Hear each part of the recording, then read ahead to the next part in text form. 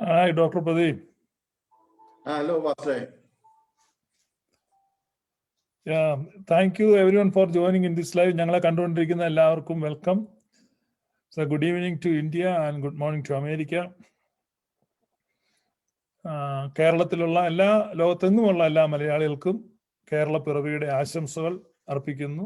ഇന്ന് കേരളപ്പിറവിയാണ്. വളരെ പ്രത്യേകതയുള്ള ദിവസമാണ്. നവംബർ 1 നവംബർ 1 എന്ന് പറയുമ്പം ഓൾ സെയിൻസ് ഡേ ആണ്. എല്ലാ വിശുദ്ധന്മാരുടെയും ദിവസമാണ്. ഓൾ സയൻസ് ഡേയുടെ തലേ ദിവസമാണ് ഒക്ടോബർ 31. ഹാലോവിൻ ആയിരുന്നു. ഇന്നലെ ഇവിടെ ഹാലോവിൻ ആയിരുന്നു. ബാംഗ്ലൂരൊക്കെ ഹാലോവിൻ ഉണ്ടോ? ബാംഗ്ലൂർ ഹാലോവിൻ ഇല്ല. ചില ഇന്റർനാഷണൽ സ്കൂൾസിലും അങ്ങനെയുള്ള ഇന്റർനാഷണൽ ഈ അമേരിക്കൻസ് ഒക്കെ താമസിക്കുന്ന ചില ആൾക്കാർ, യൂറോപ്യൻസ് ഒക്കെ താമസിക്കുന്ന ഇടങ്ങളുണ്ട്. അവിടെ ചില സെലിബ്രേഷൻസ് ഒക്കെ ഉണ്ട്. പക്ഷേ ഈ ഹാലോവിൻ എന്തോ സാധനം ആക്ച്വലി? ഹാലോവിൻ എന്ന് പറഞ്ഞാൽ ഈ ഈവനിങ് ഓഫ് ദ ഹാലോവഡ് ഡേ ആണ്. ഇന്ന് ഈ ക്രിസ്മസ് ഈവ് ഉണ്ടല്ലോ, ക്രിസ്മസിന്റെ തലേ ദിവസം നമ്മൾ 24 ഈവ് എന്നല്ലേ പറയുന്നത്, ക്രിസ്മസ് ഈവ്. അതുപോലെ ന്യൂ ഇയർ ഈവ്. അതുപോലെ ഈ ഹാലോവഡ് ഡേയുടെ ഈവാണ് ഹാലോവിൻ. ഇന്ന് ഹാലോവഡ് ഡേ ആണ് എന്ന് പറഞ്ഞാൽ ഓൾ സെയിൻസ് ഡേ ആണ്. വിശുദ്ധ ദിവസമാണ്. വിശുദ്ധ ദിവസത്തിന്റെ തലേ ദിവസമാണ്. ഇത് ആക്ച്വലി ഒരു ക്രിസ്ത്യൻ ഫെസ്റ്റിവൽ ആയിരുന്നു ഹാലോവിൻ ആരംഭത്തിലെ. ഇപ്പൊ ഇത് ചെകുത്താൻ മതക്കാരുടെ ഒക്കെ ഇതായിട്ടാണ് കരുതപ്പെടുന്നത്. ആക്ച്വലി യൂറോപ്പില് ഈ ദുർമന്ത്രവാദികളെയൊക്കെ തുരത്തുകയും അവരുടെ ഗ്രന്ഥങ്ങളൊക്കെ കത്തിക്കുകയും ചെയ്ത ഒരു സംഭവമുണ്ട്. അതിനുശേഷം എല്ലാ വർഷവും ഈ ഓൾ സെയിൻസ് ഡേയുടെ തലേ ദിവസം ഇവരെ മോക്ക് ചെയ്യുന്ന എന്ന് പറഞ്ഞാൽ ഈ ദുർമന്ത്രവാദിനികളെയും പിശാചാരാധകരെയും കളിയാക്കിക്കൊണ്ട് അവരുടെ വേഷങ്ങളൊക്കെ കെട്ടി ക്രൈസ്തവർ നടത്തിക്കൊണ്ടിരുന്ന ഒരു പരിഹാസ പ്രൊസഷൻ, അങ്ങനെയായിരുന്നു ഇതിന്റെ തുടക്കം. അതേസമയം തന്നെ ഈ ഹാലോവിന്റെ അന്ന് രാത്രി പ്രാർത്ഥനകൾ മിക്ക പള്ളികളിലും ഉണ്ടായിരുന്നു, ഹോൾ നൈറ്റ് പ്രയറുകൾ. അതായത് ക്രിസ്തുമസ് അടക്കമുള്ള ഈ വിന്റർ ഫെസ്റ്റിവൽസിന് വേണ്ടി ഒരുങ്ങുക എന്നുള്ള, പ്രിപ്പയറിംഗ് ദ ലാൻഡ് എന്നുള്ള, ക്ലെൻസിങ് ഓഫ് ദ ലാൻഡ്. അപ്പം പ്രിപ്പറേഷൻ ഡേ ആണ്. ഇന്നലത്തെ ഹാലോവിനോട് കൂടെ അത് തീർന്നു. ഇനിയിപ്പം ഹോളിഡേയ്സ് ആണ്. ഈ ഫെസ്റ്റിവൽ മൂഡിലേക്ക് പോവാണ്, ഇയർ എൻഡിങ്ങിലേക്കും ഒക്കെ. അപ്പൊ അങ്ങനെയൊക്കെയാണ്. പിന്നെ ഈ വിന്റർ സൊളൈസും ഒക്കെ, അതായത് ഈ വിന്റർ എന്ന് പറഞ്ഞാൽ അന്നൊരു ഭയങ്കര ഭീകരമായിരുന്നു. ഇന്നത്തെ പോലെ അല്ലല്ലോ. അന്ന് ഈ വൈദ്യുതി ഇല്ല. ഇന്നും വിന്റർ ഭീകരം തന്നെയാണ്. അപ്പൊ വിന്റർ, നമ്മൾ എത്ര പേര് വിന്ററിനെ അതിജീവിക്കുന്നതിന് ഉറപ്പില്ല. അപ്പൊ അങ്ങനെ വളരെ അൺസർട്ടനിറ്റിയുടെയും ഭീതിയുടെയുമായ ആ മഞ്ഞുകാലം വരുമ്പം പ്രാർത്ഥനയും വിശുദ്ധിയൊക്കെ വളരെ ടോപ്പായിട്ട് നിൽക്കുന്ന ഒരു സീസണാണ്. ഇതിന്റെ എല്ലാം ഒരു ബിഗിനിങ് ആണ് ഹാലോവിൻ. ഹാലോവിൻ ആക്ച്വലി ഒരു ക്രിസ്ത്യൻ ഫെസ്റ്റിവൽ തന്നെയായിരുന്നു, ഇന്നും ആണ്. പക്ഷെ ഇപ്പം ലോകം അതിനെ കാണുന്നത് സാത്താന്റെ ഫെസ്റ്റിവൽ ആയിട്ടാണ്. ആണ് ഹാലോവിന്റെ കഥ. പക്ഷെ ഞാൻ വിചാരിച്ചത് ഈ ബാംഗ്ലൂരിലൊക്കെ ഈ അമാവാസി ദിവസങ്ങളിൽ ഈ ഓൾ നൈറ്റ് പ്രയർ വെക്കും ചില പെന്തിക്കോസ്ത് സഭകളിൽ. അന്ന് ഏറ്റവും കൂടുതൽ ഭൂതങ്ങൾ ഇളങ്ങുന്ന ദിവസമാണ്. അപ്പം ഞാൻ വിചാരിച്ചു അതുപോലത്തെ ഒരു സാധനമാണ് ഈ ഹലോവിൻ. കാരണം ഇവര് ഭൂതത്തിന്റെ ഡ്രസ്സ് ഇട്ട് പിശാചിന്റെ കൂടെ നടക്കുന്നത്. ഇല്ല, ആക്ച്വലി അത് അവരെ പരിഹസിക്കാൻ വേണ്ടി തുടങ്ങിയ ഒരു സംഭവമാണ്, മോക്ക് ചെയ്യാൻ. ഞങ്ങളുടെ ഇവിടുത്തെ ഈ അമാവാസി ദിവസങ്ങളില് ഒത്തിരി ഭൂതകളകും ചില സഭകളിലൊക്കെ. അതിനെ കുറിച്ച് എന്തോ പറയാനുള്ള വാസ്തവ? ഭയങ്കരമായിട്ട് പെണ്ണുങ്ങളൊക്കെ കടന്ന് ഭയങ്കര ഭൂതം ഇളകി നിലത്ത് കടന്ന് ഉരുളുകയും പാമ്പോൽ എഴുകയും ഛർദിക്കുകയും ഒക്കെ ചെയ്യുന്ന ഒരു സംഭവങ്ങൾ ഞാൻ ബാംഗ്ലൂർ കേട്ടിട്ടുണ്ട്, കണ്ടിട്ടുമുണ്ട്. ഈ അമാവാസി പക്ഷെ ഈ ഭൂതം ഇളക്കുന്ന ഈ ആളുകളൊക്കെ തന്നെ, അത്രയും പാസ്റ്റർമാരൊക്കെ തന്നെ അമേരിക്ക വരുമ്പോ, അമേരിക്കയിൽ അങ്ങനത്തെ ഭൂതങ്ങളൊന്നും ഇളകുന്നില്ല. അപ്പൊ അത് ഈ കുറെ കൾച്ചറുമായിട്ട് ബന്ധപ്പെട്ടാന്നുള്ളതാണ് നമുക്ക് മനസ്സിലാക്കാൻ പറ്റുന്നത്. കാരണം അമേരിക്കയിൽ ഇളകുന്ന ഭൂതങ്ങൾ ആ രീതിയൊന്നും എന്നാ അതിന് പറയുന്നേ, മാനിഫെസ്റ്റ് ചെയ്യപ്പെടുന്നില്ല, അല്ലെങ്കിൽ പെർഫോം ചെയ്യുന്നില്ല. അവിടെ ഇന്ത്യയിലെ ഭൂതങ്ങൾ, പ്രത്യേകിച്ച് ദക്ഷിണേന്ത്യയിലെ ഭൂതങ്ങൾ വളരെയധികം പലതരം പെർഫോമൻസ് കാണിക്കുന്നുണ്ട്. ആഫ്രിക്കയിൽ ഭൂതങ്ങൾക്ക് അങ്ങനെ ചെയ്യുന്നുണ്ട്. അപ്പൊ അതേക്കുറിച്ച് പഠിക്കേണ്ടിയിരിക്കുന്നു എന്താണെന്ന്. കാരണം ഞാൻ ഈ ഒരുപാട് ഭൂതങ്ങൾ ഇറക്കിയിട്ടുള്ള ഒരാളാണ്. അപ്പൊ എൻ്റെ ഈ എക്സ്പീരിയൻസ് എന്ന് പറഞ്ഞാൽ, ഞാൻ ഈ ശുശ്രൂഷകളൊക്കെ തുടങ്ങി, സഭ തുടങ്ങി ആ സമയത്ത് ഈ വിഭവശേഷി അല്ലെങ്കിൽ എന്താ സ്വയം പര്യാപ്തത ഇല്ലായിരുന്നു. കാരണം ഈ പ്രവചനങ്ങൾക്കും ഭൂതം ഇറക്കുന്നതിനൊക്കെ ഓരോരുത്തരും നമ്മൾ ആശ്രയിക്കണം. കാരണം നമുക്ക് അത്രയും കേപ്പബിലിറ്റി ഇല്ല. എന്നെ സംബന്ധിച്ച് ഞാൻ ബൈബിൾ പ്രസംഗിക്കുക, ആളുകൾക്ക് വേണ്ടി പ്രാർത്ഥിക്കുക, ഇത്തരം കാര്യങ്ങളല്ലേ ഉള്ളൂ. അപ്പൊ ഈ ഭൂതം ഇറക്കാൻ വേണ്ടി ഞാൻ പതിവായിട്ടൊരു പ്രോഫറ്റിനെ ആശ്രയിക്കും. ഭൂതങ്ങളൊക്കെ ഉണ്ട്. അപ്പൊ ഒരു ഭൂത കേസ് വന്നു നമ്മുടെ സഭയില്. അപ്പൊ ഞാൻ പതിവ് പോലെ പ്രോഫറ്റിനെ വിളിച്ചു. ഇപ്പൊ പ്രോഫറ്റ് സംഗതി ഏറ്റു. ഇപ്പൊ ഡേറ്റ് ഒക്കെ നിശ്ചയിച്ചു. ഇപ്പൊ ഇത്രാം തീയതി, ഒരു ശനിയാഴ്ച, ഞാൻ ഇന്ന് ഓർക്കുന്നുണ്ട്, ഒരു ശനിയാഴ്ച ഭൂതത്തെ അറക്കാൻ വേണ്ടി എല്ലാം തയ്യാറായ ഒരു വീട്ടിലാണ്. അതൊരു ഉൾപ്രദേശത്തുള്ള ഒരു വീട്ടിലാണ്. അങ്ങോട്ട് ഇടവഴി മാത്രമേ ഉള്ളൂ, ചെറിയൊരു ഈ കയ്യാൽ കെട്ടി പൊക്കമുള്ള ഇടവഴിയുള്ള, അങ്ങനെ ഒരു മെയിൻ വഴിയില്ല.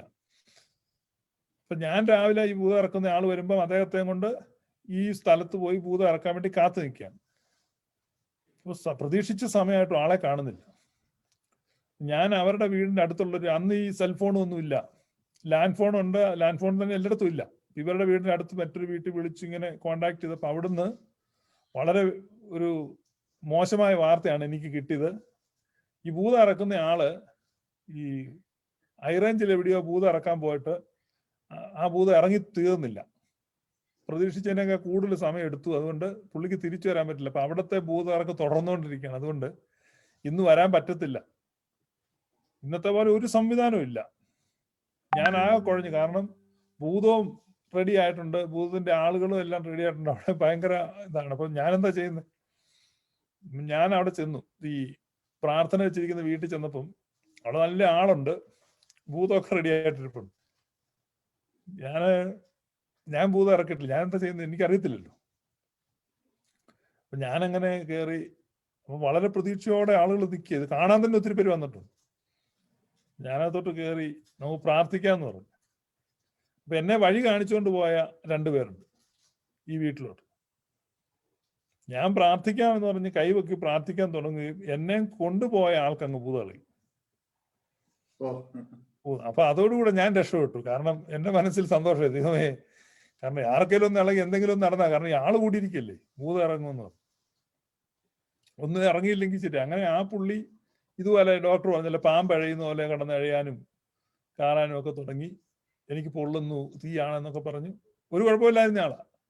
അപ്പൊ ഞാനത് പുള്ളിയെ ശാസിച്ചു. ആ ഭൂതം അങ്ങ് വിട്ടുപോയി. അപ്പൊ വേറൊരാൾക്ക് ഭൂതം ഇളകി. അങ്ങനെ 4-5 പേർക്ക് ഈ സത്യത്തിൽ ഈ ഒറിജിനലി ഭൂതം ഇറക്കാൻ കൊണ്ടുവന്ന ആൾക്ക് ഭൂതം ഇളകിയില്ലൊന്നുമില്ല.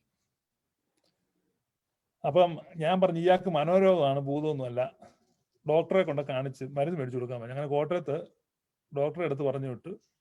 അയാൾ മരുന്ന് കഴിച്ച് 2 മാസത്തെ മരുന്ന് കഴിച്ച് അയാളുടെ അസുഖമൊക്കെ മാറി വെച്ചു. അത് നോർമലായി. അത് ഭൂതമൊന്നും അല്ലായിരുന്നു. അപ്പൊ അത്രയും ഒരു കാര്യം ഞാനന്ന് ചെയ്തു. പിന്നീട് ഇങ്ങനെ ഈ ഭൂതം പിന്നെ നമ്മൾ എവിടെ ചെന്ന് കഴിഞ്ഞാലും ഭൂതം ഇളകുന്നു, ഭൂതം ഇറക്കുന്നു, അങ്ങനെ ഒത്തിരി ഭൂതമൊക്കെ ഇറക്കിയിട്ടുണ്ട്. അതാ പറഞ്ഞു, ഞാൻ ഭൂതം ഇറക്കുന്ന തുടങ്ങിയത് യാദൃശ്ചികമായിട്ടാണ്. ഒരു ഓറൽ റോബർട്സിന്റെ ഒരു ബുക്ക് ഉണ്ട്. ഞാൻ ഒരു 10-20 വർഷം മുമ്പ് വായിച്ചത്. അതിന്റെ കോളേജിൽ പഠിച്ചോണ്ടിരിക്കുമ്പോൾ വായിച്ച ഒരു ബുക്കാണ്. ഒരു കാര്യം പറയും. എന്ത് പാസ്റ്റേ? They shall expel demons. ഈ ഡയറക്ട് പ്രിൻസിപ്പിൾ പോപ്പുലർ ബുക്ക് അല്ലെ, when the spirit shall come with power. ഒരു ചെറിയ ബുക്ക് എന്റെ കയ്യിലുണ്ട് എപ്പോഴും. അത് ഒരു കാര്യം പറയുന്നുണ്ട്. പുള്ളിയുടെ ശുശ്രൂഷ തുടങ്ങിയ സമയത്ത് ഒത്തിരി ഭൂതങ്ങൾ ഇളകുമായിരുന്നു. അത് കഴിഞ്ഞ് കുറച്ചു നാൾ കഴിഞ്ഞപ്പോൾ അമേരിക്കയിൽ ഒത്തിരിയും ഈ മെന്റൽ ഇൻസ്റ്റിറ്റ്യൂഷൻസ് തുടങ്ങി. ഈ ഇൻസ്റ്റിറ്റ്യൂഷൻസ് തുടങ്ങി കഴിഞ്ഞപ്പോ ഈ ഭൂത ഇളകളൊക്കെ ഒത്തിരി കുറഞ്ഞു. അപ്പൊ അന്ന് 20 വർഷം മുമ്പ് എന്റെ മനസ്സിൽ കൂടെ പോയ ഒരു ക്വസ്റ്റ്യൻ. അപ്പം ഈ മരുന്ന് കൊണ്ട് ഭൂതങ്ങൾ ഇളകുമോ? ഇൻസ്റ്റിറ്റ്യൂഷൻസ് കൊണ്ട് കാരണം കൊണ്ട് ഈ എന്താ പറഞ്ഞ അവരുടെ കൺവെൻഷൻസും ക്രൂസൈഡ്സിലും ഒക്കെ ഭൂതങ്ങൾ ഇളകൾ നിന്നു. കാരണം ഈ പേഷ്യൻസിനെ കൊണ്ട് ഇൻസ്റ്റിറ്റ്യൂഷൻസിൽ കൊണ്ടിട്ട് അവർ സൗഖ്യമാവും. അപ്പം ഈ മരുന്നുകൊണ്ട് സൗഖ്യമാകുന്ന കാര്യമാണ് ഈ ഭൂതം ഇളകുന്ന ഭൂതമുള്ള വ്യക്തി. നിശ്ചയമായിട്ടും അതൊരു ശാരീരിക വൈകല്യം തന്നെയാണ്. കാരണം യേശുക്രിസ്തു പുറത്താക്കിയ ഭൂതം എന്ന് പറഞ്ഞാൽ എന്താ?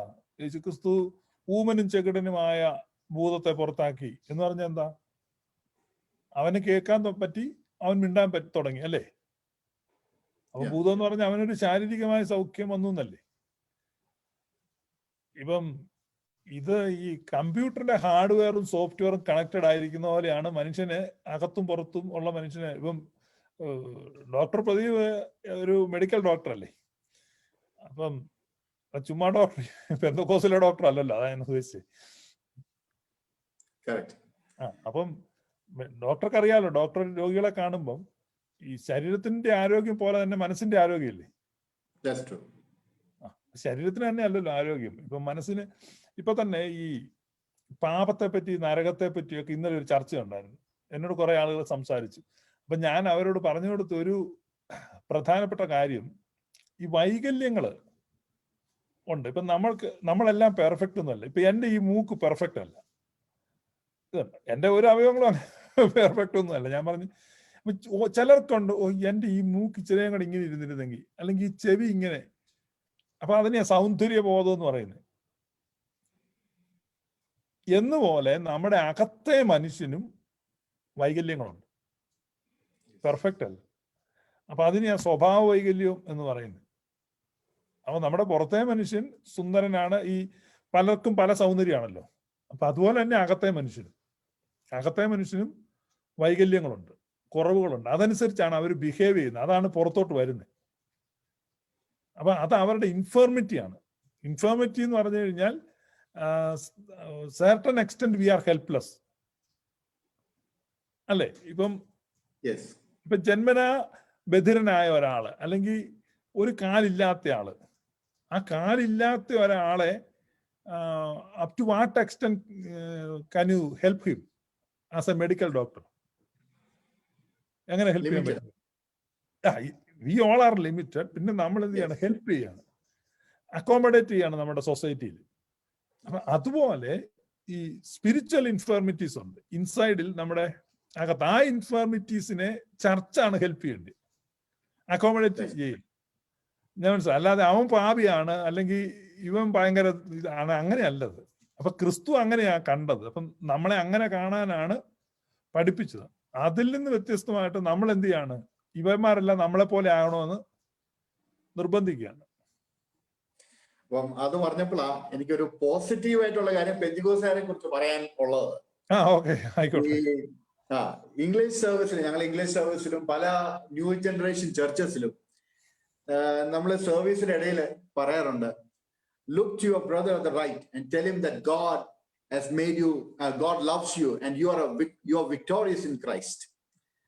You will be victorious in every area of your life. Blessings പറയാൻ പറയും, റൈറ്റിലുള്ള ആളുടെ അടുത്തും ലെഫ്റ്റിലുള്ള ആളുടെ അടുത്തും. ഈ ചിലപ്പം എന്തോ ഭയങ്കര വിഷമിച്ചിരിക്കുന്ന ഒരു വ്യക്തിയായിരിക്കും വന്ന് സൈഡിൽ ഇരിക്കുന്നത്, അല്ലെങ്കിൽ പരാജയപ്പെട്ട ഒരു വ്യക്തിയായിരിക്കും. ആ വ്യക്തിക്ക് ആ വാക്കുകൾ കേൾക്കുമ്പോൾ ഒരു ജീവൻ ഉണ്ടാവും, because it's A positive confession. അപ്പൊ അതുപോലെ നമ്മുടെ ഇടയിൽ ഓർത്തഡോക്സ് സഭയിലും അപ്പോസ്തലിക സഭയിലും, എസ്പെഷ്യലി ഓർത്തഡോക്സ് സഭയിലും നമ്മൾ ഈ സ്ലോമോ കൊടുക്കും. ഇപ്പൊ സ്ലോമോ എന്ന് പറഞ്ഞാൽ basically it's come from, I think it's got this root in Hebrew called shalom. Shalom എന്ന് പറഞ്ഞാൽ തോന്നുന്നു വാക്ക് സ്ലോമോ, ഇല്ലയോ? അതെ. അപ്പൊ ഷാലോമിന്റെ അർത്ഥം എന്ന് പറഞ്ഞാൽ complete blessing, it's a complete peace, completeness. അപ്പം നമ്മുടെ ഇടയിലുള്ള ഓർത്തഡോക്സിലെ വിശ്വാസികള് പുരോഹിതൻ ഇങ്ങനെ സ്ലോമോ കൈമാറുമ്പോൾ, അത് ഫ്രം ദി ഓൾട്ടർ കൈമാറുമ്പോൾ, ആ സ്ലോമോ നമ്മൾ വിശ്വസിച്ച ഒരു വ്യക്തിയുടെ കൈ മാറുമ്പോൾ ആ വ്യക്തിക്ക് ഹീലിംഗ് ഉണ്ടാകും. ഞാനത് വിശ്വസിക്കുന്നു. പക്ഷെ പല സമയത്തും നമ്മൾ സ്ലോമോ കൊടുക്കുമ്പോൾ നമ്മൾ ആ വ്യക്തിയുടെ മുഖത്ത് നോക്കാറില്ല. അപ്പൊ ഇത് നമുക്ക് പെന്തിക്കോസ്റ്റ് ഗ്രൂപ്പ്സിന് നമുക്ക് ചിലപ്പോൾ ചില കാര്യങ്ങൾ അഡോപ്റ്റ് ചെയ്യാൻ നോക്കും. You know the way they wish people, the way they look at each other's face and speak the word of blessing. അപ്പോൾ നമ്മള് ഈ സ്ലോമോ കൊടുക്കുമ്പോൾ ഒരു വ്യക്തി ഒരു ദുഃഖത്തിൽ നിൽക്കുന്നു അല്ലെങ്കിൽ പരാജയപ്പെട്ട വ്യക്തിക്ക് ആ നമ്മുടെ ആ വിശ്വാസത്താൽ ആ സ്ലോമോ കൊടുക്കുമ്പോൾ ആ വ്യക്തിക്ക് പൂർണ്ണ സൗഖ്യം, പൂർണ്ണ പീസും ഉണ്ടാവും. അത് ഞാൻ വിശ്വസിക്കുന്നു. അത് something we can learn from. അതിനകത്ത് പ്രശ്നം വെച്ചാൽ ഈ കരിസ്മാറ്റിക് ഗ്രൂപ്പുകൾ എന്ന് പറഞ്ഞു കഴിഞ്ഞാൽ അത് തിയോളജിയും സൈക്കോളജിയും കൂടെ മിക്സ് ചെയ്തിട്ടാണ് അവരത് ഡിസൈൻ ചെയ്തിരിക്കുന്നത്. അത് മോഡേൺ സൈക്കോളജിയുടെ it's a brilliant blend of psychology and theology. അപ്പൊ ഇറ്റ്സ് എ സൈക്കോളജിക്കൽ ട്രീറ്റ്മെന്റ് ആണ് ഇവിടെ കൊടുക്കുന്നത് ഈ ചർച്ചകളിൽ. കറക്റ്റ്. അപ്പൊ ഈ സൈക്കോളജിക്കൽ ട്രീറ്റ്മെന്റ് അപ്പൊ പക്ഷെ ആളുകള് ഇത് അറിയുന്നില്ല. എന്നാല് ഇപ്പൊ തന്നെ നമുക്കൊരു വാക്യം നോക്കാം. ഞാനൊരു വാക്യം ഷെയർ ചെയ്യാം. ഡോക്ടർക്ക് മലയാളം വായിക്കാൻ ബുദ്ധിമുട്ടായിരിക്കല്ലേ? ഇവിടെ ഈ ഇയ്യോബിന്റെ എനിക്ക് പുസ്തകം, അത് കാണാമോ? ജോബിന്റെ പുസ്തകം കാണാമോ ഇത്? ഇല്ല, എനിക്ക് കാണാൻ ബുദ്ധിമുട്ടാ. പാസ്റ്റർ വായിച്ചോ? ഇയ്യോബിന്റെ പുസ്തകം 4-ാം അധ്യായം 4-ാമത്തെ വാക്യമാണ്. അപ്പം ഇയ്യോബിനോട് എലിഫസ് പറയാണ്, നീ പലരെയും ഉപദേശിച്ച് തളർന്ന കൈകളെ ശക്തീകരിച്ചിരിക്കുന്നു, വീഴുന്നവനെ നിന്റെ വാക്ക് താങ്ങി, കുഴയുന്ന മുഴങ്കാലിനെ നീ ഉറപ്പിച്ചിരിക്കുന്നു. ഇപ്പം എക്സാക്ട്ലി ഇതിപ്പോ സംഭവിച്ചത് 3500 വർഷം മുമ്പത്തെ ബുക്കാണ്. ഇപ്പൊ ഡോക്ടർ പ്രദീപ് പറഞ്ഞ ഈ കാര്യം 3500 വർഷം മുമ്പ് ഇയ്യോബ് പ്രാക്ടീസ് ചെയ്ത കാര്യമാണ്. It's not a new thing. പക്ഷെ നമ്മുടെ ഈ ചർച്ച, ഈ പരമ്പരാഗത സഭകൾ വന്നു കഴിഞ്ഞപ്പം അതിനകത്ത് പലതും ഈ വെറും ചടങ്ങ് മാത്രമായി. അതായത് അതിന്റെ ആ സ്പിരിറ്റ് നഷ്ടപ്പെട്ടു. അതിനെയാണ് പൗലോസ്ലീഹ പറയുന്നത്, ഭക്തിയുടെ ബാഹ്യരൂപം അതേപടി നിലനിന്നു, പക്ഷെ അതിന്റെ ആന്തരിക ചൈതന്യം അങ്ങോട്ട് നഷ്ടപ്പെട്ടു. ഈ സ്ലോമോ കൊടുക്കാന്ന് പറഞ്ഞാൽ വളരെ ഇമ്പോർട്ടന്റ് ആണ്. ഈ പെന്തക്കോസ്ത് സഭകളിലൊക്കെ, പെന്തക്കോസ്റ്റ് ട്രഡീഷണൽ പെന്തക്കോസ്റ്റ് ഇല്ല, ഇത് ന്യൂ ജനറേഷൻ പെന്തക്കോസ്റ്റിലാണ് ഈ അങ്ങോട്ടും ഇങ്ങോട്ടും നോക്കുക, കണ്ണി നോക്കുക എന്നൊക്കെ പറഞ്ഞ് ഈ പരസ്പരം ഗ്രീറ്റ് ചെയ്യുക, എൻകറേജ് ചെയ്യുക. പക്ഷെ അതിനൊക്കെ എത്രയോ മുമ്പ് സുറിയാനി സഭയുടെ പിതാക്കന്മാർ അന്യോന്യം സ്ലോമോ നൽകി. അന്യോന്യം സ്ലോമോ നൽകി എന്ന് പറഞ്ഞാൽ എന്താണ്? ഈ പീസ് എന്ന് പറഞ്ഞു കഴിഞ്ഞാൽ അതൊരു ഹോളിസ്റ്റിക് എക്സ്പീരിയൻസ് ആണ്. ഈ പീസ് എന്ന് പറഞ്ഞു കഴിഞ്ഞാൽ അവനെ സമ്പൂർണമായിട്ട് അവൻ എന്ത് ചെയ്യാണ്? സമാധാനം നൽകുകയാണ്. അപ്പൊ അവന്റെ സമാധാനം എന്ന് പറഞ്ഞാൽ ഇപ്പൊ ഒരു കടഭാരമുള്ള വ്യക്തിയാണ്, ഇപ്പൊ ഇവന് ലോൺ അടക്കണം, ജപ്തി നോട്ടീസ് വന്നിരിക്കുക, അങ്ങനെ ഇരിക്കുക. ഇവൻ എങ്ങനെയാ പീസ് കിട്ടുന്നത്? ആ വർഷിപ്പ് അല്ലെങ്കിൽ ആ ഞായറാഴ്ചത്തെ കൂടിവരവിൽ അവന്റെ കടം മാറണ്ടേ? അപ്പോഴല്ലേ പീസ് കിട്ടുന്നേ. തമ്മിൽ ഭാരങ്ങളെ ചുമക്കുക. അപ്പൊ ഇവനെ നോക്കി ഇവനെ കാണും, ഇവനെന്താ ഇത്ര ക്ഷീണിച്ചിരിക്കുന്നത്? അപ്പൊ അവനെ ചെന്ന് കണ്ട് തോളെ തട്ടി അവനെ ഹഗ് ചെയ്യാണ്. അതുകൊണ്ടാണ് തമ്മിൽ ചുംബിക്കുകയാണെന്നാ. ഈ തമ്മിൽ ചുംബിക്കുക എന്ന് പറഞ്ഞാൽ അതിന്റെ അർത്ഥം കണ്ണി നോക്കാതെ ചുംബിക്കാൻ പറ്റുമോ? അപ്പൊ ഇവനെ കാണും, ഇവന്റെ പ്രോബ്ലം എന്താണ്? ഇവന് ഇങ്ങനെ കടമുണ്ട്, അപ്പൊ നമുക്കത് വീട്ടണം. അപ്പൊ ആ വർഷിപ്പ് സർവീസ് കഴിയുന്ന ആ സമയത്ത് ഇവന്റെ കാര്യത്തിനൊരു പരിഹാരം ഉണ്ടാകുകയാണ്, പീസ് ഉണ്ടാകുകയാണ്. അപ്പൊ ഒരു ഹീലിംഗ് സെന്റർ ആയിരിക്കണം ചർച്ച്. അപ്പൊ അതാണ് അതിന്റെ ഒറിജിനൽ ഇന്റൻഷൻ. അപ്പൊ സ്ലോമോ കൊടുക്കുന്നത് കൈകൊണ്ട് മാത്രമല്ല, അത് ബേസിക്കലി ചുംബിക്കുക. Basically greeting each other with a holy kiss, അല്ലയോ? Yes, holy kiss. Greeting each other with holy kiss എന്ന് പറയുമ്പം അതിനകത്തൊരു റെസ്പോൺസിബിലിറ്റി ഉണ്ട്. ഇവനെ ഓൺ ബ്രദറായിട്ടും ഓൺ സിസ്റ്ററായിട്ടും അല്ലേ എടുക്കുന്നത്. അപ്പൊ ആ ഓൺ ബ്രദറിന്റെ ഒരു റെസ്പോൺസിബിലിറ്റി ഫാക്ടർ ഉണ്ട് അവിടെ. അപ്പൊ ഇവൻ ചോദിച്ച പോലെ am I my brother's keeper? So I'm truly my brother's keeper when I am in the church. അപ്പൊ അതാണ് ആ ഒരു സ്ലോമോ എന്ന് പറഞ്ഞ അതിന്റെ അർത്ഥം. സ്ലോമോ എന്ന് പറഞ്ഞാൽ പീസ് എന്ന് പറയുന്ന ആ വാക്കിന് അത്രമാത്രം അർത്ഥമുണ്ട്. അതുകൊണ്ടാണ് ദൈവം തമ്പുരാൻ മനുഷ്യരെ ഗ്രീറ്റ് ചെയ്യുന്ന അങ്ങനെയാണ്. നിനക്ക് സമാധാനം, നിനക്ക് സമാധാനം എന്ന് പറഞ്ഞാൽ ഇപ്പൊ തന്നെ പിന്നെ ബേബി ജീസസ് ഇപ്പം ബെത്ലഹേമിൽ വരുന്ന സമയത്തുള്ള ആ ഇതെന്താ? പീസ് ടു ഓൾ ആണല്ലോ. ഇപ്പൊ നമ്മുടെ ഈ ഇസ്ലാം മതം, അത് നമ്മുടെ സുറിയാനി സഭയുടെ മുഴുവൻ greetings, prayers, rituals, architectural styles മുഴുവൻ കോപ്പി അടിച്ചിരിക്കുന്നതാണ്. ഇസ്ലാം എന്ന് പറഞ്ഞാൽ അവർക്ക് സ്വന്തമായിട്ടൊന്നുമില്ല. അപ്പൊ അതിനകത്ത് ഈ പീസിന്റെ ഗ്രീറ്റിംഗ്സും അവർ മാറ്റിയിട്ടുണ്ട്. പക്ഷെ അവര് പീസ് അവരുടെ പ്രോഫറ്റിന് മാത്രമാണ്. അങ്ങനെ അവരെപ്പോഴും ഗ്രീറ്റ് ചെയ്യുമ്പോൾ പ്രോഫറ്റിന് പീസ് ഉണ്ടാകട്ടെ എന്നാണ് അവർ പറയുന്നത്.